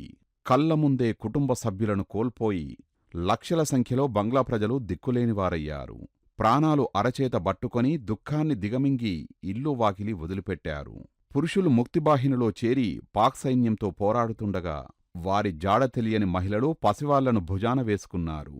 వృద్ధుల్ని, పిల్లల్ని వెంటబెట్టుకొని కాలినడకన గమ్యంలేని ప్రయాణం సాగించారు. కనుచూపు మేరలో సురక్షిత ప్రాంతం కానరాక తలోదిక్కు చెదిరిపోయారు. వారిని భారత సైన్యం ఆదుకుంది. నిలువెల్లా నిండా గాయాలతో, వేధిస్తున్న వ్యాధులతో దుమ్ము కొట్టుకుని చీలికలైపోయిన కట్టుబట్టలతో ఉన్న బంగ్లా శరణార్థులను భారత వాయుసేన విమానాల్లో సరిహద్దు దాటించింది. విమానాల్లోకి చేరుకున్న తర్వాత శరణార్థులు మానసిక భద్రత లభించడంతో ఊపిరి తీసుకున్నా బంధువుల మృతి, గాయాలు, అనారోగ్యం వంటి భౌతికమైన ఇబ్బందుల వల్ల గట్టిగా రోదించడం మొదలుపెట్టారు. అది తమ విధి నిర్వహణకు అంతరాయం కలిగిస్తుందని విమానంలోని సిబ్బంది హెచ్చరించడంతో అప్పుడప్పుడు పసివారి ఏడ్పులు తప్ప పెద్దలు నిశ్శబ్దాన్ని పాటించారు. గౌహతిలోని బోర్జార్ ఎయిర్ఫీల్డ్ చేరుకున్న తర్వాత ఆర్మీ ట్రక్కులు వారిని సమీపంలో ఏర్పరిచిన తాత్కాలిక శిబిరాలకు తరలించాయి. అందులో శరణార్థులకు తక్షణ ఆహార, వైద్య సదుపాయాలను, తాగునీటిని సైన్యం సమకూర్చి అక్కడనుంచి పూర్తి వసతులున్న శిబిరాలకు చేర్చింది. అలా పెద్ద సంఖ్యలో తరలివచ్చిన లక్షలాది మంది బంగ్లాదేశ్ శరణార్థుల కోసం దేశవ్యాప్తంగా శిబిరాలు వెలిశాయి. నిజం చెప్పాలంటే అది యుద్ధ ఫలితం కాదు, ప్రకృతి సృష్టించిన సంక్షోభమూ కాదు. అధికారం కోసం విర్రవీగే దురహంకార నియంతల శాసనఫలం. ఉక్కుపాదాల కింద మానవత్వాన్ని నలిపివేయాలన్న కఠోర దృక్పథం. జ్ఞాపకాల పుటల్లోంచి చెరిపివేయలేని ఆ రకమైన విధ్వంసాలు మనుషుల్ని వెంటాడతాయి. వ్యక్తిగతంగానే కాకుండా దేశాన్ని, మానవజాతి మొత్తాన్ని భయభ్రాంతులకు గురిచేస్తాయి. వీటిని అధిగమించేందుకు బలమైన వేదాంత దృక్పథం ఉండాలి. ఆధ్యాత్మికత తోడు కావాలి. మానవాళికి దుఃఖం నుంచి విముక్తిని ప్రసాదించే దిశగా బోధివృక్షం కింద బుద్ధ భగవానుడికి జ్ఞానోదయం కావడానికి, అశోక చక్రవర్తి పరిపూర్ణ పశ్చాత్తాపంతో పరివర్తన చెందడానికి బహుశా ఈ వేదాంత ఆధ్యాత్మిక దృక్పథాలే మూలకారణాలేమో. బంగ్లాదేశ్ విమోచన యుద్ధంలో భారతదేశ పాత్ర గురించి చెప్పాలంటే మన ధ్యేయం శాంతి స్థాపన, ప్రజాస్వామ్య పరిరక్షణ. తూర్పు పాకిస్తాన్లో భారత్ సైనిక చర్యలు చేపట్టింది. తూర్పు రంగంలో అత్యవసర స్థితిని ప్రకటించింది. శరణార్థులను తరలించే కార్యక్రమంలో మేమంతా తలమునకలుగా ఉన్నాం. వరుసగా 3 రోజుల్లో నేను 8 ఎయిర్ క్రాఫ్ట్స్ని గాల్లోకి పంపించాను. మరో 2 ఎయిర్ క్రాఫ్ట్స్ని టేకాఫ్ అయ్యేందుకు సిద్ధం చేశాను. ఇంకో 2ంటిని హ్యాంగర్లో మైనర్ మెయింటెనెన్స్ పేరుతో ఉంచాను. అది చెప్పుకోదగ్గ విషయమే. ఆఫీసర్లు మొదలుకొని సీనియర్లు, ఇతర సహోద్యోగులు, ఎయిర్మెన్ వరకు అంతా అభినందించారు. మా స్టేషన్ కమాండర్ మన్కోటియా సర్ నన్ను ఆదర్శంగా తీసుకోవాలంటూ నా పరోక్షంలో కొందరు ఆఫీసర్లతో అన్నారట. అంతేకాదు, ఆయన నా పేరును విశిష్ట సేవా మెడల్ కోసం రికమెండ్ చేశారు కూడా. కాకపోతే అది కార్యరూపం ధరించకపోవడం వేరే కదా. అందుకు నేను చింతించలేదు. నా విధి నిర్వహణకు నేను ఎంతవరకు న్యాయం చేకూర్చానో నా అంతరాత్మకు తెలుసు. అదే ఆత్మతృప్తి. దాని ముందు పురస్కారాలు ఏపాటివి? జాతి ప్రతిష్టను పెంపొందించి దేశ గౌరవాన్ని ఇనుమడింపజేసేందుకు అడుగు ముందుకేసి విజయం సాధనలో నావంతు పాత్రను పోషించడం నాకెంతో గర్వకారణం. శరణార్థుల తరలింపులో యుఎస్ఏఎఫ్. బంగ్లాదేశ్ నుంచి వెల్లువెత్తిన శరణార్థుల్ని తరలించేందుకు అమెరికా సంయుక్త రాష్ట్రాలు ఓ డిటాచ్మెంటును పంపాయి. అందులో 4 C-4 ఎయిర్ క్రాఫ్ట్స్ ఉన్నాయి. వాటి నిర్వహణ గౌహతి నుంచి జరిగింది. వీటికి సంబంధించిన లాజిస్టిక్ సహాయం C-130 globe trotter air craft అందించింది. ఇప్పటి ఎయిర్ క్రాఫ్ట్స్ లాగా C-4 ఎయిర్ క్రాఫ్ట్స్ రివర్స్ ప్రొపల్షన్తో పనిచేస్తుంది. కారును రివర్స్ చేసినట్లుగా కాక్పిట్ నుంచే పైలట్ ఎయిర్క్రాఫ్ట్ను రివర్స్ చేయవచ్చు. క్యారిబో ఎయిర్క్రాఫ్ట్ను మాత్రం అలా రివర్స్ చేయడానికి వీలుండేది కాదు. ట్రాక్టర్ సహాయంతో మాన్యువల్గా రివర్స్ చేయాల్సి వచ్చేది. రివర్స్ ప్రొపెల్లర్ సహాయంతో క్యారిబోను రివర్స్ చేయడం మాకో వింత. నోరెళ్లబెట్టుకుని చూసేవాళ్లం. ఈ డిటాచ్మెంట్తో పనిచేసినప్పుడు ఆసక్తికర సంఘటనలు చాలా జరిగాయి. గ్లోబ్ ట్రాటర్కి సంబంధించిన మరో ఆసక్తికరమైన ఉదంతాన్ని మీతో పంచుకుంటాను. ఈ డిటాచ్మెంట్కి సంబంధించిన లాజిస్టిక్ సహాయం గ్లోబ్ ట్రాటర్ ఎయిర్క్రాఫ్ట్ సమకూర్చేదని ఇంతకుముందు చెప్పాను కదా. పేరుకు తగ్గట్లే భూగోళంలో సగభాగాన్ని ఇంటర్నల్ ఫ్యూయల్తోనే కవర్ చేయగల సామర్థ్యం దాని సొంతం. అది అమెరికాలో సొంత డిపో నుంచి బయల్దేరి మార్గమధ్యమంలో వివిధ డిటాచ్మెంట్స్ వద్ద దిగుతుంది. అక్కడ వారికి కావలసిన తాజా స్టోర్స్ సప్లైస్ అందించి ఉపయోగించిన స్టోర్స్ సప్లైస్ను సేకరిస్తుంది. ఈ ప్రయాణమంతా కేవలం ఇంటర్నల్ ఫ్యూయల్ సహాయంతోనే పూర్తి చేసి ఫిలిప్పైన్స్ రాజధాని మనీలాలోని అతిపెద్దదైన అమెరికా సైనిక స్థావరంలో మళ్లీ ఇంధనాన్ని నింపుకొని అమెరికాలోని సొంత డిపోకి చేరుకుంటుంది. డిస్టిలింగ్ వాటర్ దేనికోసమో తెలుసా? ఓ రోజు మా బేస్లో C-130 రెక్కలు కట్టుకుని వాలింది. యుఎస్ డిటాచ్మెంట్కి టెక్నికల్ కోఆర్డినేటర్ హోదాలో ఉన్న నాకు ఆ విమానాన్ని సన్నిహితంగా పరిశీలించే అవకాశం లభించింది. సామాగ్రిని సులభంగా ఎక్కించి దించేందుకు వీలుగా C-130ని రియర్ హ్యాచ్ ఎయిర్క్రాఫ్ట్గా రూపొందించారు. లోడింగ్ అన్లోడింగ్ సమయంలో రియర్ హ్యాచ్ని దగ్గరనుంచి పరిశీలించాను. లోపలి ఖాళీ స్థలం ఓ ఫుట్బాల్ మైదానంలాగా చాలా విశాలంగా ఉంది. అంతేకాదు, అమెరికన్ల లోడింగ్ అన్లోడింగ్ విధానాలు మాడ్యూల్ పద్ధతిలో ఓ క్రమంలో ఉన్నాయి. నా ముందే పెద్ద క్రేట్ను కిందికి దించారు. అదేమిటి అని వాకబు చేశాను. అదో వాటర్ డిస్టిలింగ్ ప్లాంట్ అని చెప్పారు. వాహనాల్లో లెడ్ యాసిడ్ బ్యాటరీలకు అవసరమైన డిస్టిల్డ్ వాటర్ కోసం మా దగ్గర చిన్న డిస్టిలింగ్ ప్లాంటు ఉంది. దానికన్నా పెద్ద ప్లాంటుని ఖండాంతరాల నుంచి మోసుకురావడం విడ్డూరమనిపించింది. భారతీయుల్లో సహజంగా ఉండే పరోపకారి పాపన్న మనస్తత్వంతో, అయ్యా, శ్రమపడి అంత పెద్ద మిషన్ మోసుకురావడం దేనికి? ఇక్కడ మీ వాహనాల బ్యాటరీల కోసం అవసరమైన డిస్టిల్ వాటర్ని మేము అందజేస్తాం కదా అంటూ సహాయం చేసేందుకు ముందుకు వచ్చాను. అమెరికా ఇంజనీర్ నా వైపు చూసి అదోలా నవ్వాడు. జవాబు చెప్పకుండా మొహం తిప్పుకున్నాడు. నేను ఊరుకోలేదు. మళ్ళీ అడిగాను. అప్పుడాయన, ఈ ప్లాంట్ నుంచి వచ్చే డిస్టిల్ వాటర్ దేనికో తెలుసా అన్నాడు. దేనికి అని నేను అడిగేలోగా మా చేతులు శుభ్రం చేసుకోవడానికి అన్నాడు. నివ్వెరపోవడం నావంతయ్యింది. ఆ సాయంత్రం జరిగిన ఓ గెట్టుగెదర్లో వాళ్ల ఆఫీసర్ బహుశా బయోకెమిస్ట్ కాబోలు. స్థానికంగా లభించే తాగునీట్లో రకరకాల బ్యాక్టీరియాలు ఉంటాయని, ఇక్కడ విడిది చేసిన కొద్ది కాలంలో జీర్ణకోశ సమస్యల బారిన పడకుండా డిస్టిలింగ్ ప్లాంట్ తీసుకువచ్చామని అన్నాడు. ఆరోగ్యం విషయంలో ఎంత ముందు జాగ్రత్త! అదృష్టవశాత్తు మనకా పట్టింపు లేదు. ఎక్కడ పడితే అక్కడ ఏ నీరు కావాలంటే ఆ నీటితో సర్దుకుపోతాం. భవిష్యత్తులో అజీర్ణ సమస్యలు, వెంట్రుకలు రాలిపోవడం, తెల్లబడటం, మూత్రకోశ వ్యాధుల వంటి సమస్యల గురించి ఆలోచించం. యుఎస్ డిటాచ్మెంట్లో ఓ ఎకనామిస్ట్, ఫైనాన్షియల్ అనలిస్ట్ కూడా ఉన్నాడు. వారి ఆర్థిక విశ్లేషణ చాలా శాస్త్రీయంగా ఉంటుంది. యుఎస్ డిటాచ్మెంట్ బృందం గౌరవార్థం మా స్టేషన్లో అస్సాం కళాకారులతో ఓ సాంస్కృతిక వినోద కార్యక్రమాన్ని ఏర్పాటు చేశాం. అందమైన యువతీ యువకులు చేసిన సుప్రసిద్ధ అస్సామీ బిహునాట్యం అమెరికన్లను ఎంతగానో ఆకట్టుకుంది. కొన్ని రోజుల తర్వాత యుఎస్ డిటాచ్మెంట్ వెళ్ళిపోయింది. ఆ స్థానంలో అప్పటి యుఎస్ఎస్ఆర్ డిటాచ్మెంట్ కలకత్తాకు చేరుకుంది. బంగ్లాదేశ్ శరణార్థుల తరలింపులో చేయూతనందించింది. బంగ్లాదేశ్ విమోచన సమయంలో అమెరికా తన మాటే నెగ్గాలని, ప్రపంచానికి పెద్దన్నలాగా పెత్తనం చెలాయించాలని భావించింది. పాకిస్తాన్కి వత్తాసు పలుకుతూ మన దేశాన్ని బెదిరించాలని, తన సప్తమ నౌకాదళాన్ని బంగాళాఖాతంలో చెరబెట్టాలని చూసింది. అప్పటి భారత ప్రధాని శ్రీమతి ఇందిరాగాంధీ అమెరికా కుయుక్తుల్ని గట్టిగా ప్రతిఘటించారు. మొక్కవోని ధైర్య సాహసాలతో ఎదిరించారు. సమర్థ నేతృత్వ పటిమతో అంతర్జాతీయ స్థాయిలో చక్కని రాజనీతిజ్ఞతను ప్రదర్శించి సప్తమ నౌకాదళాన్ని మన సముద్ర జలాల్లో ప్రవేశించకుండా నిరోధించారు. General Manekshaw, air chief marshal PC. లాల్గార్ల సైనిక వ్యూహాలు తూర్పు పాకిస్తాన్లో జయపతాకను ఎగరవేశాయి. 94,000 మంది పాక్ సైనికులు మన సైనిక శక్తికి తలవంచి లొంగిపోయారు. 1971 డిసెంబర్ 16 చారిత్రాత్మక దినం. భారతీయులందరికీ గర్వకారణం. ఆ రోజు పాక్ సైన్యం పక్షాన లొంగుబాటు పత్రాలపై martial law administrator zone B and commander eastern command lieutenant general Niazi సంతకం చేశారు. వాటిని GOC in C, Indian and Bangladesh forces in eastern theatre lieutenant general Jagjit Singh అరోరాకు అందజేశారు. పాక్ సైన్యం లొంగుబాటు పత్రం. చరిత్ర సృష్టించిన ఆ ఛాయాచిత్రం నాతో పాటు దేశాన్ని ప్రేమించే ప్రతి భారతీయుడి హృదయంలోనూ శాశ్వతంగా నిలిచిపోయింది. రెండో ప్రపంచ యుద్ధం తరువాత చారిత్రాత్మకమైన లొంగుబాటు ఇదే.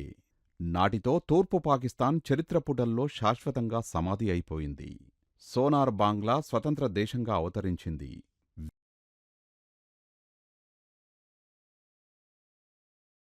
వ్యక్తిగత స్నేహానుబంధం. ఉద్యోగరీత్యా ఓ వ్యక్తిగా నేనెంతో ఆనందించాను. నా చుట్టూ ఉన్న మిత్రుల్లో చాలామంది అవివాహితులే. వారిలో ఫ్లయింగ్ ఆఫీసర్ రాజిందర్ నాకు అత్యంత సన్నిహితుడు. అడ్జటెంట్గా మా స్క్వాడ్రన్ తాలూకు భద్రత, క్రమశిక్షణ బాధ్యతలు సమర్థంగా చూసుకునేవాడు. అతన్ని రాజీ అని పిలిచేవాళ్లం. తర్వాత రోజుల్లో అతను రాజేష్ పైలట్ పేరుతో రాజకీయాల్లో ప్రవేశించాడు. కేంద్ర ప్రభుత్వంలో సహాయమంత్రిగా ప్రాచుర్యం పొందాడు. నా కమాండులో చాలామంది ఉండేవారు. మా మధ్య వృత్తిపరమైన విభేదాలు ఉండేవి. సిబ్బందిపరంగానూ పాలనాపరంగానూ డ్యూటీల సర్దుబాటు విషయంలో దాదాపు ప్రతిరోజూ వివాదాలే. కాకపోతే మెస్లో అవన్నీ మర్చిపోయేవాళ్లం. నిజం చెప్పాలంటే అసలు జ్ఞాపకం వచ్చేవి కావు. షార్ట్స్ ధరించి ఫుట్బాల్ ఆడేవాళ్లం. రాజీతో మాత్రం నా ఆత్మీయ బంధం కొనసాగింది. కేంద్ర ప్రభుత్వంలో కీలకంగా ఉన్న రోజుల్లో రాజీ మంచి పేరు తెచ్చుకున్నాడు. రాజకీయాల్లో ఉజ్వల భవిష్యత్తు ఉన్న మిత్రుడు రోడ్డు ప్రమాదంలో కన్నుమూయడం దురదృష్టం. రాజకీయాల్లో రాణిస్తూ మంత్రిగా ఖ్యాతికెక్కిన రోజుల్లో సైతం రాజీతో నా స్నేహానుబంధం కొనసాగడమే కాదు, మరింత బలపడింది కూడా. అందుకు కారణం రాజీ పేరును వ్యక్తిగత ప్రయోజనాల కోసమో, పేరు ప్రఖ్యాతుల కోసమో నేను వాడుకోకపోవడమే.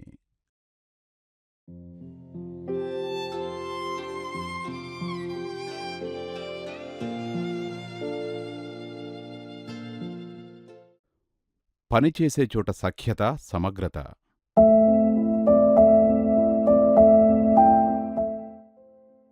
లో లెవెల్ రిపోర్టింగ్ పద్ధతి. అత్యవసర పరిస్థితిలో తూర్పు రంగంలోని పరిస్థితులు నియంత్రణలోకి వచ్చాయిగాని పశ్చిమ రంగంలో మాత్రం గిల్లికజ్జాలు మొదలయ్యాయి.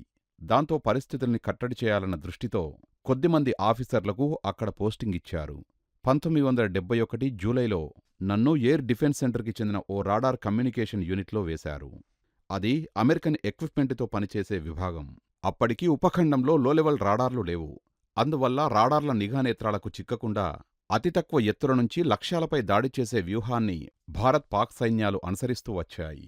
శత్రువు సకాలంలో అప్రమత్తమై దాడిని ఎదుర్కొనేందుకు సన్నద్ధమయ్యే అవకాశం లేకుండా చేయడం, ఆలోపునే ప్రత్యర్థిని కోలుకోలేనంతగా దెబ్బతీసి యుద్ధ విమానాలు తమ స్థావరాలకు సురక్షితంగా చేరుకోవడం ఈ వ్యూహ ప్రధాన లక్ష్యం. ఈ నేపథ్యంలో పాక్ భూభాగంలో మన పశ్చిమ సరిహద్దులో కనీసం కొన్ని వ్యూహాత్మక ప్రదేశాల్లోనైనా మానవ ప్రమేయంతో పనిచేసే లో లెవెల్ రిపోర్టింగ్ సిస్టమ్ను అత్యవసరంగా నెలకొల్పాల్సి వచ్చింది. అలాంటి కొన్ని నిర్దిష్ట ప్రాంతాల్లో ఆ పని చేపట్టేందుకు మా యూనిట్ తరలివెళ్ళింది. ఆ బృందంలో నేను సైతం ఓ కమాండర్గా ఉండటాన్ని గర్వకారణంగా భావిస్తున్నాను.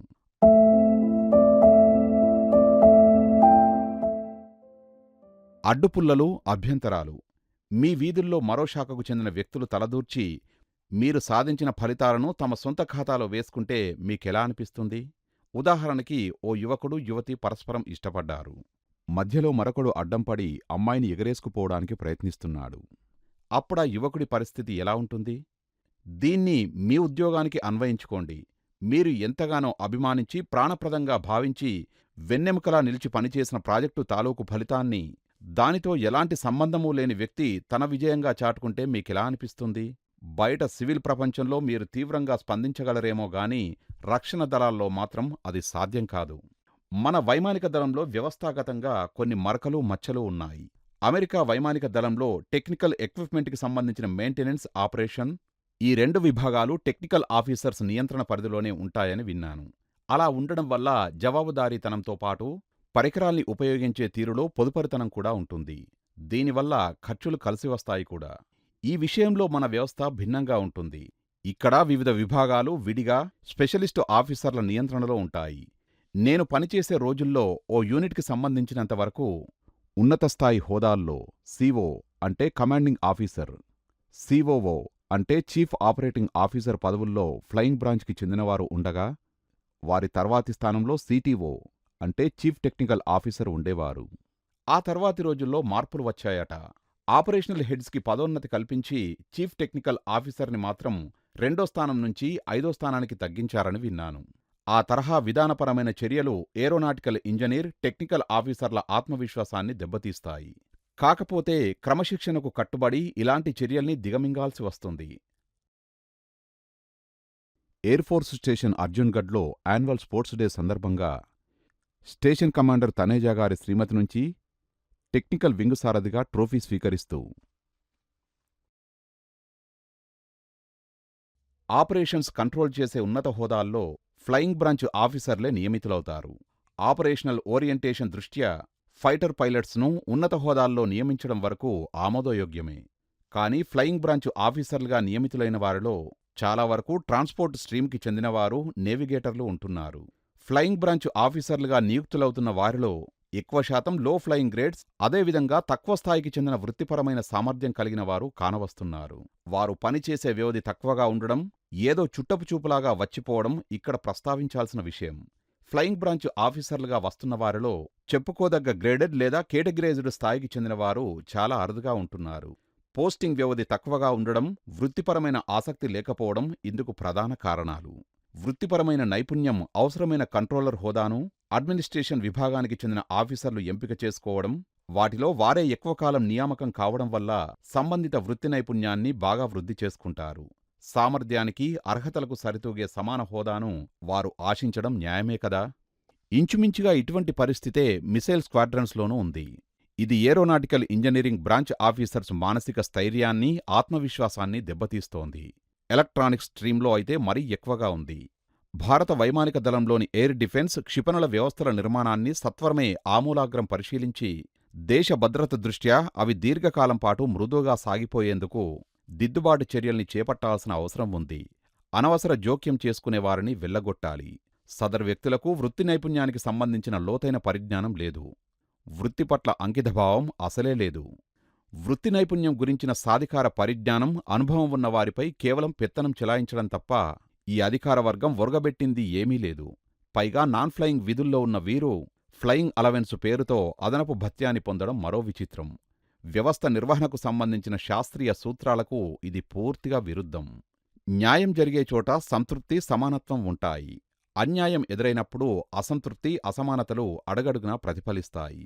ఆశ్రిత పక్షపాతం, బంధుప్రీతి, అవినీతి వంటివి సర్వసాధారణ విషయాలైపోయినా నిర్వహణ వ్యవస్థలో సామరస్యం, సంఘీభావం లోపిస్తాయి. అసంతృప్తి ఓ దీర్ఘకాలిక రోగంలాగా పట్టిపీడిస్తుంది.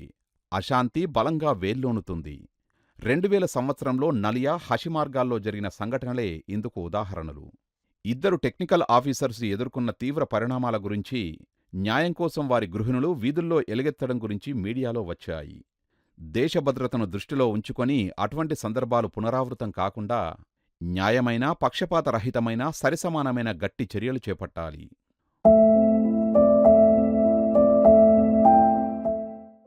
ఓపీఎస్ రూంలో ఓ పెద్ద ప్రమాదం. యుద్ధ సమయంలోనే అర్జున్గఢ్లో నేను చిన్న ప్రమాదం ఎదుర్కొన్నాను. యుద్ధం ముగిసింది. 1972 డిసెంబర్ 12. సుభాషినికి 3 ముళ్ళు వేసి 7 అడుగులు నడిచాను. ఆ తర్వాతి రోజుల్లో మా యూనిట్లోని ఆపరేషన్స్ రూంలో ఎయిర్ కండిషనింగ్ సిస్టమ్ పాడైంది. ఎంఈఎస్ అంటే మిలిటరీ ఇంజనీరింగ్ సర్వీస్ సిబ్బంది వచ్చి సరిచేయాలి. వాళ్ళు ఎంతకీ రాలేదు. పరిస్థితి క్షీణించి ఆపరేషన్స్ రూంను మూసే స్థితికి చేరుకుంది. సిఓ అభ్యర్థన మేరకు నేను పనిలో దిగాను. చెప్పాలంటే అది నా పని కానే కాదు. మిలిటరీ ఇంజనీరింగ్ సర్వీస్ వాళ్లదే బాధ్యత. కాకపోతే వాళ్ళు ఎప్పుడు వస్తారో తెలీదు. అందాక ఆపరేషన్స్ మూతపడితే ఎలా? ఆ ఉద్దేశంతో బాధ్యత తలకెత్తుకున్నాను. ఎత్తైన ప్రదేశంలో అవరోధం ఏర్పడింది. దాన్ని సరిచేస్తున్న సమయంలో ప్రమాదానికి గురయ్యాను. నన్ను మిలిటరీ హాస్పిటల్లో చేర్చారు. ఆ సమయంలో నా అర్ధాంగి సుభాషిని గర్భిణి. తొలిసారి తల్లి కాబోతోంది. కుటుంబానికి సంబంధించిన ఆలోచనలు ఒక్కసారిగా నన్ను కమ్ముకున్నాయి. బాధ్యతలు గుర్తుకొచ్చాయి. సుభాష్ని హాస్పిటల్కి రావాలంటే రోజూ 40 కిలోమీటర్ల దూరం హెవీ సర్వీస్ లారీ అంటే 3 టన్నర్లో ప్రయాణం చేయాలి. లేదా మా మిత్రుడి 2 వీలర్ మీద రావాలి. ఆమె శారీరక పరిస్థితి దృష్ట్యా అది ఎంతవరకు శ్రేయస్కరం? అయినా ఓ వారం పాటు సుభాష్ని శ్రమ కోర్చింది. ప్రయాణాలు చేసింది. ఆ తర్వాత హాస్పిటల్కి దగ్గరలోనే ఓ మిత్రుడి ఇంటికి తాత్కాలికంగా మారింది. కొన్నాళ్లకి తిరిగి నా క్వార్టర్స్కి చేరుకున్నాం. పూర్తిగా కోలుకొని డ్యూటీలో చేరడానికి సుమారు 3 నెలలు పట్టింది. గాయాలు నయమైనా మచ్చలు మాత్రం కొన్నేళ్లపాటు మిగిలే ఉన్నాయి. వెనుకవైపు నడుం కింది భాగంలో నొప్పి చాలా కాలం బాధపెట్టింది. ఇంకా పెడుతూనే ఉంది. ఆ ప్రమాదం తాలూకు జ్ఞాపకాలు పీడకలలాగా ఇప్పటికీ వెంటాడుతూనే ఉంటాయి. నడుం కింద బ్యాక్ పెయిన్ దేశానికి నా అంశదానం అని సరిపెట్టుకున్నాను.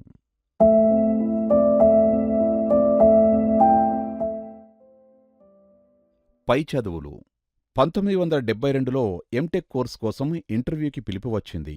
3 సీట్ల కోసం 6 ఆఫీసర్లను పిలిచారు. 3 తీసుకొని మిగిలిన 3 స్టాండ్బైలో ఉంచుతారట.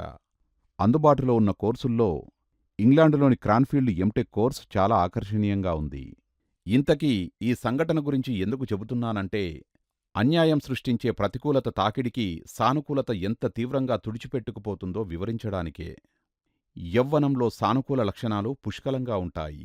వయస్సు పెరుగుతున్న కొద్దీ అంతర్గత లక్షణాల కారణంగానో, వెలుపలి ప్రభావాల వల్లనో మనిషిలోని సానుకూలతలకు క్రమంగా మకిలిపడుతుంది. మధ్యవయస్సు సమీపిస్తున్న కొద్దీ ఆ విలువలతో రాజీపడుతూ పరిస్థితులతో సర్దుకుపోయే ధోరణి అలవడుతుంది. ఇదిగో ఇలాంటి దశలోనే వ్యక్తి పనిచేసే సంస్థ కీలక బాధ్యత నిర్వర్తించాలి. వ్యక్తిలోని విలువల్ని పరిరక్షిస్తూ సంస్థ తన ఉనికిని మెరుగైన స్థాయిలో నిలబెట్టాలి.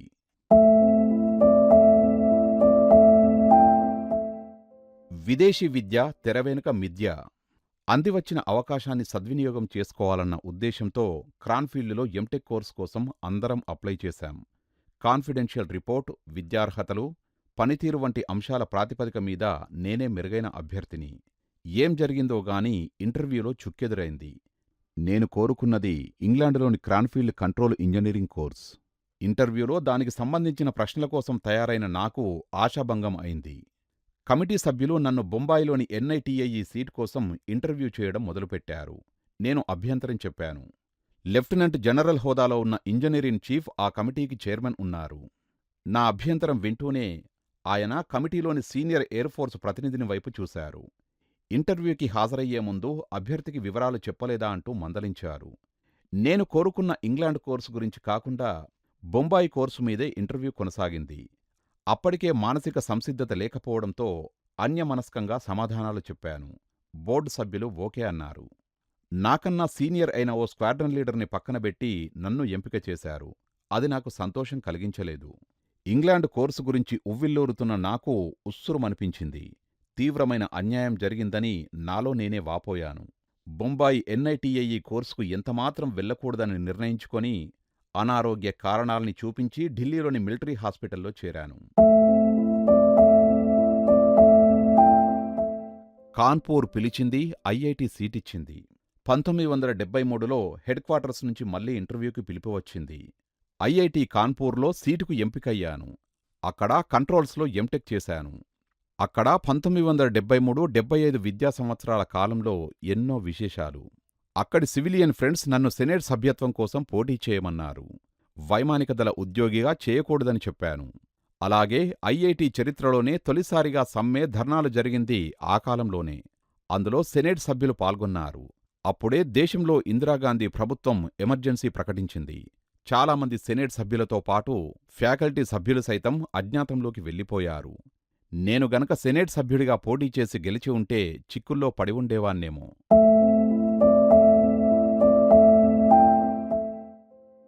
ఎయిర్ హెడ్ క్వార్టర్స్లో పోస్టింగ్. IIT కాన్పూర్ నుంచి ఎంటెక్ చేసిన తర్వాత ఢిల్లీ ఎయిర్ హెడ్ క్వార్టర్స్లో పోస్టింగ్ వచ్చింది. అక్కడ డైరెక్టరేట్లో కొన్ని నెలలు పనిచేశాక అసిస్టెంట్ CAS AVMIW సబానే గారు స్టాఫ్ ఆఫీసర్గా నన్ను నియమించారు. అది సవాళ్లతో కూడుకున్న ఆసక్తికరమైన ఉద్యోగం. కొన్నాళ్లకి ఆయన ఎయిర్ మార్షల్ పదోన్నతి పొంది AOMగా అంటే ఎయిర్ ఆఫీసర్ మెయింటెనెన్స్గా నియమితులయ్యారు. ఆయనతో పాటు నన్ను కూడా తీసుకువెళ్లారు. AOM పదవిలో ఉన్నవారు PSOగా అంటే ప్రిన్సిపల్ స్టాఫ్ ఆఫీసర్గా వ్యవహరిస్తారు. ఆయనకు boss CAS chief of air staff. భారత వైమానిక దళంలో టెక్నికల్, లాజిస్టిక్స్ మెయింటెనెన్స్ పూర్తి బాధ్యతలు AOM భుజస్కంధాల మీదే ఉంటాయి. కార్యక్షేత్రం విస్తృతంగా ఉంటుంది. అందువల్ల సమగ్ర అవగాహన, విషయ పరిజ్ఞానం, ఆలోచనల్లో చురుకుదనం లాంటివి అవసరమవుతాయి. ఎయిర్ ఫోర్సు పరిధిలోనే ఎన్నో డైరెక్టరేట్స్తో, APASలతో, కేంద్ర ప్రభుత్వ రక్షణ శాఖలతో వివిధ రకాల పనులు ముడిపడి ఉంటాయి. తెలుసుకోవడానికి, నేర్చుకోవడానికి ఎన్నో ఉంటాయి. ఎప్పటికప్పుడు సరికొత్త సవాళ్లు ఎదురవుతూనే ఉంటాయి. నేర్పుతో వ్యవహరించాలి. హెడ్ క్వార్టర్స్లో ఈ తరహా పనిని పూర్తిగా ఆస్వాదించాను. ఎన్నో నేర్చుకున్నాను. ఢిల్లీ ఎయిర్ హెడ్ క్వార్టర్స్లో ఎయిర్ మార్షల్ సబానీ గారి వద్ద స్టాఫ్ ఆఫీసర్గా ఉన్న రోజుల్లో వృత్తి నైపుణ్యానికి సంబంధించిన జీవితంలో ఒక్కో మెట్టు పైకి వెళ్తున్న కొద్దీ మనకి సమాన అవకాశాలు లభించాలి. ప్రతి దశలోనూ న్యాయం జరగాలి. మనం పొందిన ఈ సమానత్వ ఫలాలను మన కింద పనిచేసేవారితోనూ ఇతర సిబ్బందితోనూ పంచుకోవాలి. అప్పుడే వారి విశ్వాసాన్ని, నమ్మకాన్ని చూరగొంటాం. బృందానికి సమర్థమైన సారథ్యం వహిస్తాం. పని ఒత్తిడి ఎంతలా ఉన్నా మన దగ్గర పనిచేసేవారి కోసం సమయాన్ని కేటాయించాలి. వారిని పలకరిస్తూ క్షేమ సమాచారాలు అడిగి తెలుసుకోవాలి. ఇది జట్టులోని మానవ సంబంధాలు బలపడేందుకు ఎంతగానో దోహదం చేస్తాయి. ఒక్కటి మాత్రం నిజం, నిర్వహణలో మీ సామర్థ్యాల కన్నా మీ వ్యక్తిగత లక్షణాలే మిమ్మల్ని గుర్తుంచుకునేలా చేస్తాయి. నెపోలియన్ ఓసారి ఏమన్నారో చూడండి. శ్రమించి విజయం సాధించేది సైనికులైతే పేరు ప్రఖ్యాతులు పొందేది మాత్రం జనరల్స్. ఇది మీరు పనిచేసే చోట కూడా వర్తిస్తుంది.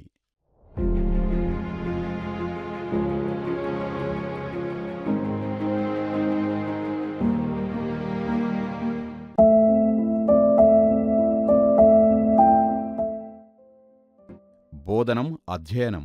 1973 అక్టోబర్ ఎయిర్ హెడ్ క్వార్టర్స్ నుంచి నాకు బదిలీ అయింది.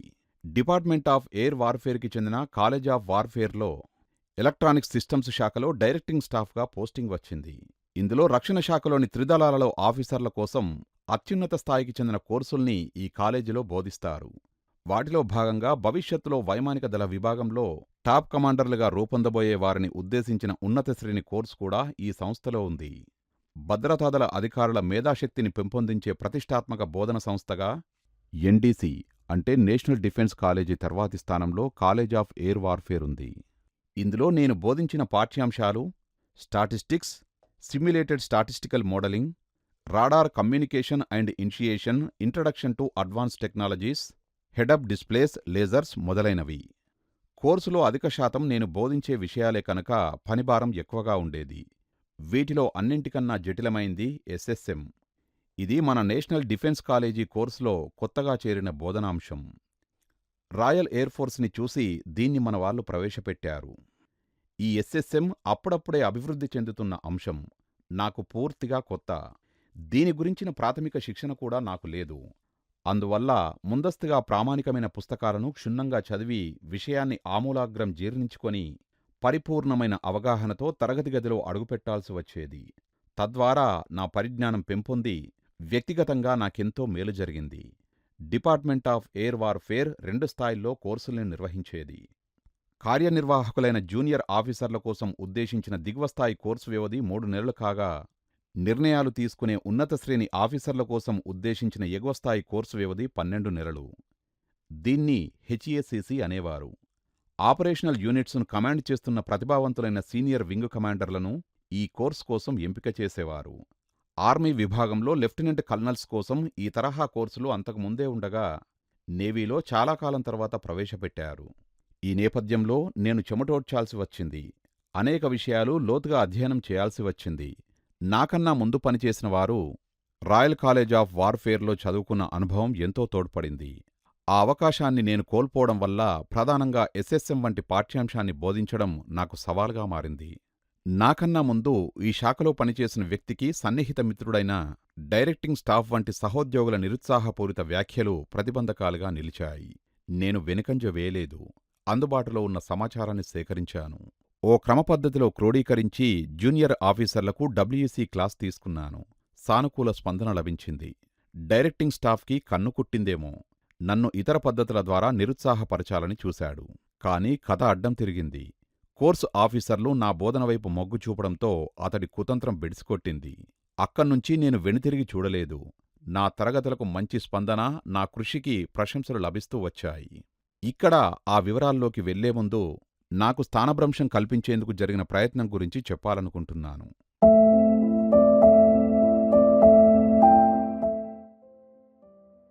తగుదునమ్మా. డబ్ల్యూసీ బోధనకు ముందు రోజుల్లో ఫ్యాకల్టీకి డెమో క్లాసులు తీసుకోవడం పట్ల శ్రద్ధ వహించేవాణ్ణి. క్లాసుల్లో చెప్పిన విషయాలను, పుస్తక పరిజ్ఞానాన్ని ఆచరణలో సరిచూసుకోవడానికి, అవగాహనలో తప్పప్పుల్ని సరిచేసుకోవడానికి ఇవి తోడ్పడతాయి. ఓసారి ముందుగా అనుకున్నట్లుగా ఓ డెమో క్లాస్ నిర్వహించాను. ఒకచోట ఉచ్చారణ తప్ప అంతా సవ్యంగానే జరిగింది. డైరెక్టింగ్ స్టాఫ్కి ఏమనిపించిందో. నాకన్నా ముందు పనిచేసిన స్క్వాడ్రన్ లీడర్ హరీష్ ఖన్నాని పిలిపించమని మా డిప్యూటీ కమాండెంట్ గ్రూప్ కెప్టెన్ జనక్కుమార్ని ఒప్పించారు. హరీష్ ఖన్నా అంతకు మునుపు పాఠాల్ని చెప్పిన తీరుని నన్ను గమనించమని, ఆ పద్ధతిని నన్ను అనుసరించమని చెప్పారు. బోధన విషయంలో ఎవరి శైలి వారిది. విభిన్నమైన ఫ్యాకల్టీ బోధనా పద్ధతులతో తరగతులు నిర్వహించడం నాకు సరికాదనిపించింది. కానీ డైరెక్టింగ్ స్టాఫ్ పట్టుబట్టారు. వారి ఆదేశాల మేరకు నేను స్క్వాడ్రన్ లీడర్ హరీష్ ఖన్నాను కలుసుకునేందుకు ఎయిర్ ఫోర్స్ స్టేషన్ ఆదంపూర్ వెళ్ళాను. ఆ స్టేషన్కి ఏఓసి అంటే ఎయిర్ ఆఫీసర్ కమాండింగ్గా ఎయిర్ కమోడోర్ సివి పార్కర్ వ్యవహరిస్తున్నారు. ఆయన 20 స్క్వాడ్రన్లో నా సీనియర్ కొలీగ్. నన్ను సాదరంగా పలకరించారు. మాటల సందర్భంలో స్క్వాడ్రన్ లీడర్ హరీష్ ఖన్నా సమక్షంలో నన్ను ఏం జీనియస్ అంటూ ఆప్యాయంగా సంబోధించారు. ఇది నేను 20 స్క్వాడ్రన్లో పొందిన టైటిల్. తన బాస్ అయిన ఎయిర్ కమోడోర్ సివి పార్కర్ నా గురించి అలా అనగానే స్క్వాడ్రన్ లీడర్ హరీష్ ఖన్నా ఆశ్చర్యపోయాడు. ఇక మీకు నేను చెప్పేదేముంది అన్నాడు. కాకపోతే డైరెక్టింగ్ స్టాఫ్ పట్టుబట్టి మరీ హరీష్ ఖన్నాను సిఏడబ్ల్యూకి రావాలంటూ ఎయిర్ ఫోర్స్ స్టేషన్ ఆదంపూర్కి సిగ్నల్స్ పంపించారు. అనుకున్నట్లే కోర్సు మొదలైంది. మధ్యలో ఓ రోజు మాత్రమే ఆగడం వల్ల షెడ్యూల్ కొంచెం వెనుకబడింది. నన్ను క్లాస్ తీసుకోమన్నారు. తరగతి సాగుతున్న కొద్దీ క్రమంగా సానుకూల వాతావరణం నెలకొంది. ప్రోత్సాహకరమైన ఫీడ్బ్యాక్ లభించింది. దాంతో పాఠాలను మళ్లీ మొదట్నుంచి ఆరంభించాలని పట్టుబట్టిన అధికారులు పునరాలోచించాల్సి వచ్చింది. స్క్వాడ్రన్ లీడర్ హరీష్ని రప్పించడం గురించిన ప్రతిపాదన రద్దయింది. అనవసరమైన గందరగోళానికి కారణమైన ప్రతిపాదన చేసినందుకు డైరెక్టింగ్ స్టాఫ్కి పైనుంచి మందలింపులు వచ్చాయని ఆ తర్వాత నాకు తెలిసింది. సికింద్రాబాదులోని కాలేజ్ ఆఫ్ ఎయిర్ వార్ఫేర్ ముఖద్వారం. 3 వారాల తర్వాత స్క్వాడ్రన్ లీడర్ హరీష్ రానే వచ్చాడు. అతను వచ్చాడు కదా, కొన్ని క్లాసులు చెప్పని, నువ్వు కోఆర్డినేట్ చెయ్యి అని డిప్యూటీ కమాండెంట్ గ్రూప్ కెప్టెన్ జనక్కుమార్ నాకు సూచించారు. నేను నిస్సంకోచంగా అంగీకరించాను. ఈ విషయంలో డైరెక్టింగ్ స్టాఫ్ని పక్కనబెట్టారు. క్లాస్ చెప్పేందుకు హరీష్ చాలా క్లిష్టమైన అంశాన్ని ఎంపిక చేసుకున్నాడు. హరీష్ తిరుగు ప్రయాణం అవడానికి ఒకరోజు ముందు క్లాస్ తీసుకున్నాడు. ఐఐటీలో గెస్ట్ లెక్చర్ కోసం వచ్చిన వారిని ఏ తరహాలో పరిచయం చేస్తారో ఆ స్టైల్లో కోర్సులో పాల్గొన్నవారికి హరీష్ని నేను పరిచయం చేశాను. హరీష్ పాఠాన్ని అంతా మౌనంగా విన్నారు. ఎవరినుంచి ఎలాంటి సందేహాలు వ్యక్తం కాలేదు. డైరెక్టింగ్ స్టాఫ్ కూడా క్లాసులో కూర్చున్నాడు. పరిస్థితి అర్థమైంది. కోర్సులో పాల్గొంటున్న వారి నాడిని అతను పసిగట్టాడు. మర్నాడు కోర్సు లీడర్ తరగతిలోని వారి అనుమతి తీసుకున్నాడు. నిన్న స్క్వాడ్రన్ లీడర్ హరీష్ చెప్పిన పాఠాన్ని మరోసారి మీరు చెప్పండి అన్నాడు. ఒక తరహా బోధనా పద్ధతిలో కోర్సు సాఫీగా సాగుతున్నప్పుడు, అందులో పాల్గొంటున్నవారు దానికి బాగా అలవాటు పడినప్పుడు మా డైరెక్టింగ్ స్టాఫ్ లాంటివారు తగుదునమ్మా అని జోక్యం చేసుకుంటే పరిస్థితి ఎలా ఉంటుందో, ఫలితం ఏమవుతుందో, ఫలితం కాలం ఎలా వృధా అవుతుందో చెప్పడానికే ఇదంతా. ఇకపోతే సీనియర్లకు ఉద్దేశించిన కోర్స్ హెచ్ఈఎస్ఈసి మరింత ఆసక్తికరంగా మారింది. ఆ కోర్సుకు హాజరైన ఆఫీసర్లు వయస్సులోనూ ర్యాంకులోనూ నాకన్నా సీనియర్లు. 2-3 యుద్ధాల్లో ఆపరేషనల్ యూనిట్స్ని కమాండ్ చేసిన విశేష అనుభవజ్ఞులు. సర్వీస్లో వృత్తి నైపుణ్యానికి సంబంధించిన అనేక ప్రశంసలు అందుకున్నవారు. వారిలో కొందరికి ఇలాంటి కోర్సుల పట్ల సానుకూలమైన అభిప్రాయం లేదు. ఏడాదిపాటు కొనసాగే ఈ కోర్సులో ప్రాథమిక నైపుణ్యాల గురించిన స్పష్టమైన అవగాహన చాలా అవసరం. College of air warfare. సికింద్రాబాదులో డబ్ల్యూఈ కోర్స్ అంటే వెపన్ ఎంప్లాయ్మెంట్ కోర్స్. కూర్చున్న వారిలో ఎడమ నుంచి రెండో వ్యక్తిని. అందువల్ల ఈ కోర్సుకి సంబంధించిన క్లాసులు తీసుకునే ముందు సీనియర్ ఆఫీసర్లలో దీని పట్ల విశ్వసనీయతను పెంపొందించి, అపోహల్ని తొలగించి, అనుమానాలను నివృత్తి చేసి ఆసక్తిని కలిగించాలి. వీటి గురించి సమగ్రంగా ఆలోచించిన నేను ఓ ప్రాథమిక పరిష్కారాన్ని కనుగొన్నాను. అందులో భాగంగా తరగతికి సంబంధించి కొన్ని క్లుప్తమైన సంఖ్యల్లో, మరికొన్ని విస్తృతమైన వివరణల్లో వైవిధ్యభరితమైన సమాధానాలు ఉండేలా ఓ ప్రశ్నావళి రూపొందించాను. మర్నాడు వాటిని తరగతిలో ప్రకటించి స్నేహపూర్వక చర్చను ఆహ్వానించాను. సీనియర్ ఆఫీసర్లు అందులో పాల్గొన్నారు. సమాధానాల్లోని హేతుకతకు, తార్కికతకు సానుకూలంగా కొందరు స్పందిస్తే ఇంకొందరు విభేదించారు. ప్రత్యక్ష ఉదాహరణలతో కూడుకున్న చర్చా వేదిక పట్ల మాత్రం అందరూ మొగ్గుచూపారు. ఒకరో ఇద్దరో కొంచెం వ్యతిరేక వైఖరి వ్యక్తం చేసినా సీనియర్ ఆఫీసర్లంతా దాదాపుగా తరగతి వైపు మొగ్గుచూపారు. విధి నిర్వహణ సవాళ్లతో కూడుకున్నదే అయినా సంతృప్తిని, సంతోషాన్ని కలిగించింది. వినమ్రంగా రాస్తున్న మాటలివి. నా పనితీరు ప్రశంసలతో పాటు గౌరవాన్ని కూడా తెచ్చిపెట్టింది. తమకన్నా జూనియర్లను దిగువ క్యాడర్ వారిని పేరుతో సంబోధించడం మామూలు విషయం. కాని కోర్సుకు వచ్చిన సీనియర్ వింగు కమాండర్లు హోదాలో నాకన్నా పైమెట్టువారే అయినా నన్ను పేరు పెట్టి పిలవలేదు. ప్రోటోకాల్ని అనుసరించి వారు నన్ను సర్ అని పిలవకూడదు. ఈ నేపథ్యంలో వారంతా ఓ నిర్ణయానికి వచ్చారేమో. ప్రొఫెసర్ అంటూ గౌరవంతో పిలిచేవారు. ఎవరికైనా సరే ఇది గాల్లో తేలిపోయే అనుభవమని ప్రత్యేకంగా చెప్పాలా? హెచ్ఈఎస్సీసీలో తూర్పు, పడమర, ఉత్తర, దక్షిణ దిశలకు సంబంధించి 4 ప్రధానమైన టూర్లు ఉండేవి. ఇందులో త్రిదళాల భూ ఉపరితల చర్యలతోనూ, రక్షణ వ్యవస్థ R&Dతోనూ ప్రత్యక్ష అనుభవాలని ప్రయోగాత్మకంగా పరిచయం చేసే కార్యక్రమాలు ఉండేవి. ఇందులో భాగంగా సికింద్రాబాద్లో ఓ ఎయిర్ క్రాఫ్ట్ బయల్దేరి ఉత్తరాన జమ్ము మొదలుకొని దక్షిణాన బెంగళూరు, చెన్నై, అండమాన్, పశ్చిమాన ముంబై, పూణే వరకు టూర్ చేస్తుంది. ఈ ప్రధాన కేంద్రాల తర్వాత ఎయిర్ క్రాఫ్ట్ వెనక్కి వచ్చి మరో విడతలో ఇతర కేంద్రాలకు తీసుకువెళ్తుంది. సాధారణంగా ప్రతిచోటా ఈ బృందాన్ని సెకండ్ ఇన్ కమాండ్ రిసీవ్ చేసుకుని టాప్ మెన్ వద్దకు తీసుకువెళ్లడం సాంప్రదాయం. సికింద్రాబాద్లోని కాలేజ్ ఆఫ్ ఎయిర్ వార్ఫేర్లో నేను డైరెక్టింగ్ స్టాఫ్గా పనిచేసిన సందర్భంలో కూర్చున్న వారిలో ఎడమనుంచి మొదటి వ్యక్తిని. R&D ల్యాబ్స్, అలాగే ప్రభుత్వరంగ రక్షణ సంస్థల సందర్శనలకు వెళ్ళినప్పుడు అదో సవాలుగా ఉండేది. ఎందుకంటే ఆయా చోట్ల ప్రెజెంటేషన్, విజిట్ పూర్తయిన తర్వాత కూడా కోర్సులో పాల్గొన్న సీనియర్ ఆఫీసర్లు మరిన్ని వివరణల కోసం నన్ను వారి వెంట ఉండాలని కోరుకునేవారు. IDM అంటే ఇన్స్టిట్యూట్ ఆఫ్ డిఫెన్స్ మేనేజ్మెంట్ ప్రతిష్టాత్మకంగా పూర్తి సంవత్సరం కోర్సులు నడుపుతుంది. అందులో LDMC అంటే long term defence management course కూడా ఒకటి. నేను ప్రతి కోర్సుకి 2 క్యాప్సూల్స్ చెప్పేవాణ్ణి. CAW అంటే కాలేజ్ ఆఫ్ ఎయిర్ వార్ఫేర్ నిర్వహించిన మరో హైప్రొఫైల్ కోర్సు కోసం 2 గంటల నిడివి ఉన్న క్యాప్సూల్స్ను సైతం నేనే చెప్పాల్సి వచ్చింది. కాలేజ్ ఆఫ్ ఎయిర్ వార్ఫేర్ నిర్వహించిన మరో హైప్రొఫైల్ కోర్సు కోసం 2 గంటల నిడివి ఉన్న కాప్స్యూల్స్ సైతం నేనే చెప్పాల్సి వచ్చింది. ఇది ఎయిర్ ఆఫీసర్స్కి, అదేవిధంగా వారి సమాన హోదాలో ఉన్న ఇతర సర్వీసెస్ అంటే ఆర్మీకి చెందిన బ్రిగేడియర్స్, మేజర్ జనరల్స్, నేవీకి చెందిన కమడోర్స్, రియల్ అడ్మిరల్స్ వంటి ఆఫీసర్స్కి వారి క్షేత్రాలకు సంబంధించిన 2 వారాల పాటు సాగే రిఫ్రెషర్ కోర్స్ అన్నమాట. దీని ప్రొఫైల్ ఎంత గొప్ప స్థాయికి చెందిందంటే VVIPలు అతిథులుగా వచ్చి ఉపన్యసించేవారు. నేను ఈ కోర్సు బాధ్యత నిర్వర్తించిన సమయంలో అప్పటి రక్షణ మంత్రి దివంగత జగ్జీవన్ రామ్ గారు కోర్సు ముగింపు సమావేశానికి విచ్చేశారు. వివిధ విభాగాలకు చెందిన ప్రముఖులు పెద్ద సంఖ్యలో వక్తలుగా పాల్గొనడం ఈ కోర్సు తాలూకు మరో ప్రత్యేకత. వారంతా దాదాపుగా ఎయిర్ కమడోర్స్ లేదా ఇతర సర్వీసెస్లోనూ, DRDOలోనూ అదే స్థాయిలో లేదా పైన పనిచేస్తున్న ఆఫీసర్లే. Osmania university political sciences head అయిన ప్రొఫెసర్ రామిరెడ్డి గారు జియోపొలిటికల్ అనాలిసిస్ గురించి కొన్ని సంవత్సరాలు ప్రసంగించారు. తర్వాతి రోజుల్లో ఆయన doctor Ambedkar university of distance ఎడ్యుకేషన్కి వైస్ ఛాన్సలర్గా నియమితులై వెళ్లిపోవడంతో ఆయన స్థానంలో డిపార్ట్మెంట్ హెడ్గా వచ్చిన ప్రొఫెసర్ నరసింహారావు గారు ప్రసంగించేవారు.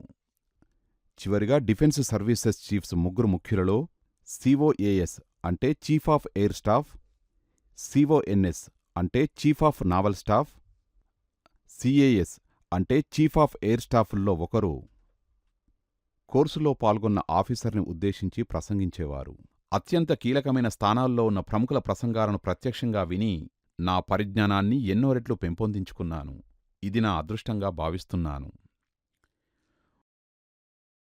సికింద్రాబాద్లోని కాలేజ్ ఆఫ్ ఎయిర్ వార్ఫేర్లో నేను డైరెక్టింగ్ స్టాఫ్గా పనిచేసిన సందర్భంలో నిలుచున్న వారిలో ఎడమ నుంచి 4వ వ్యక్తిని.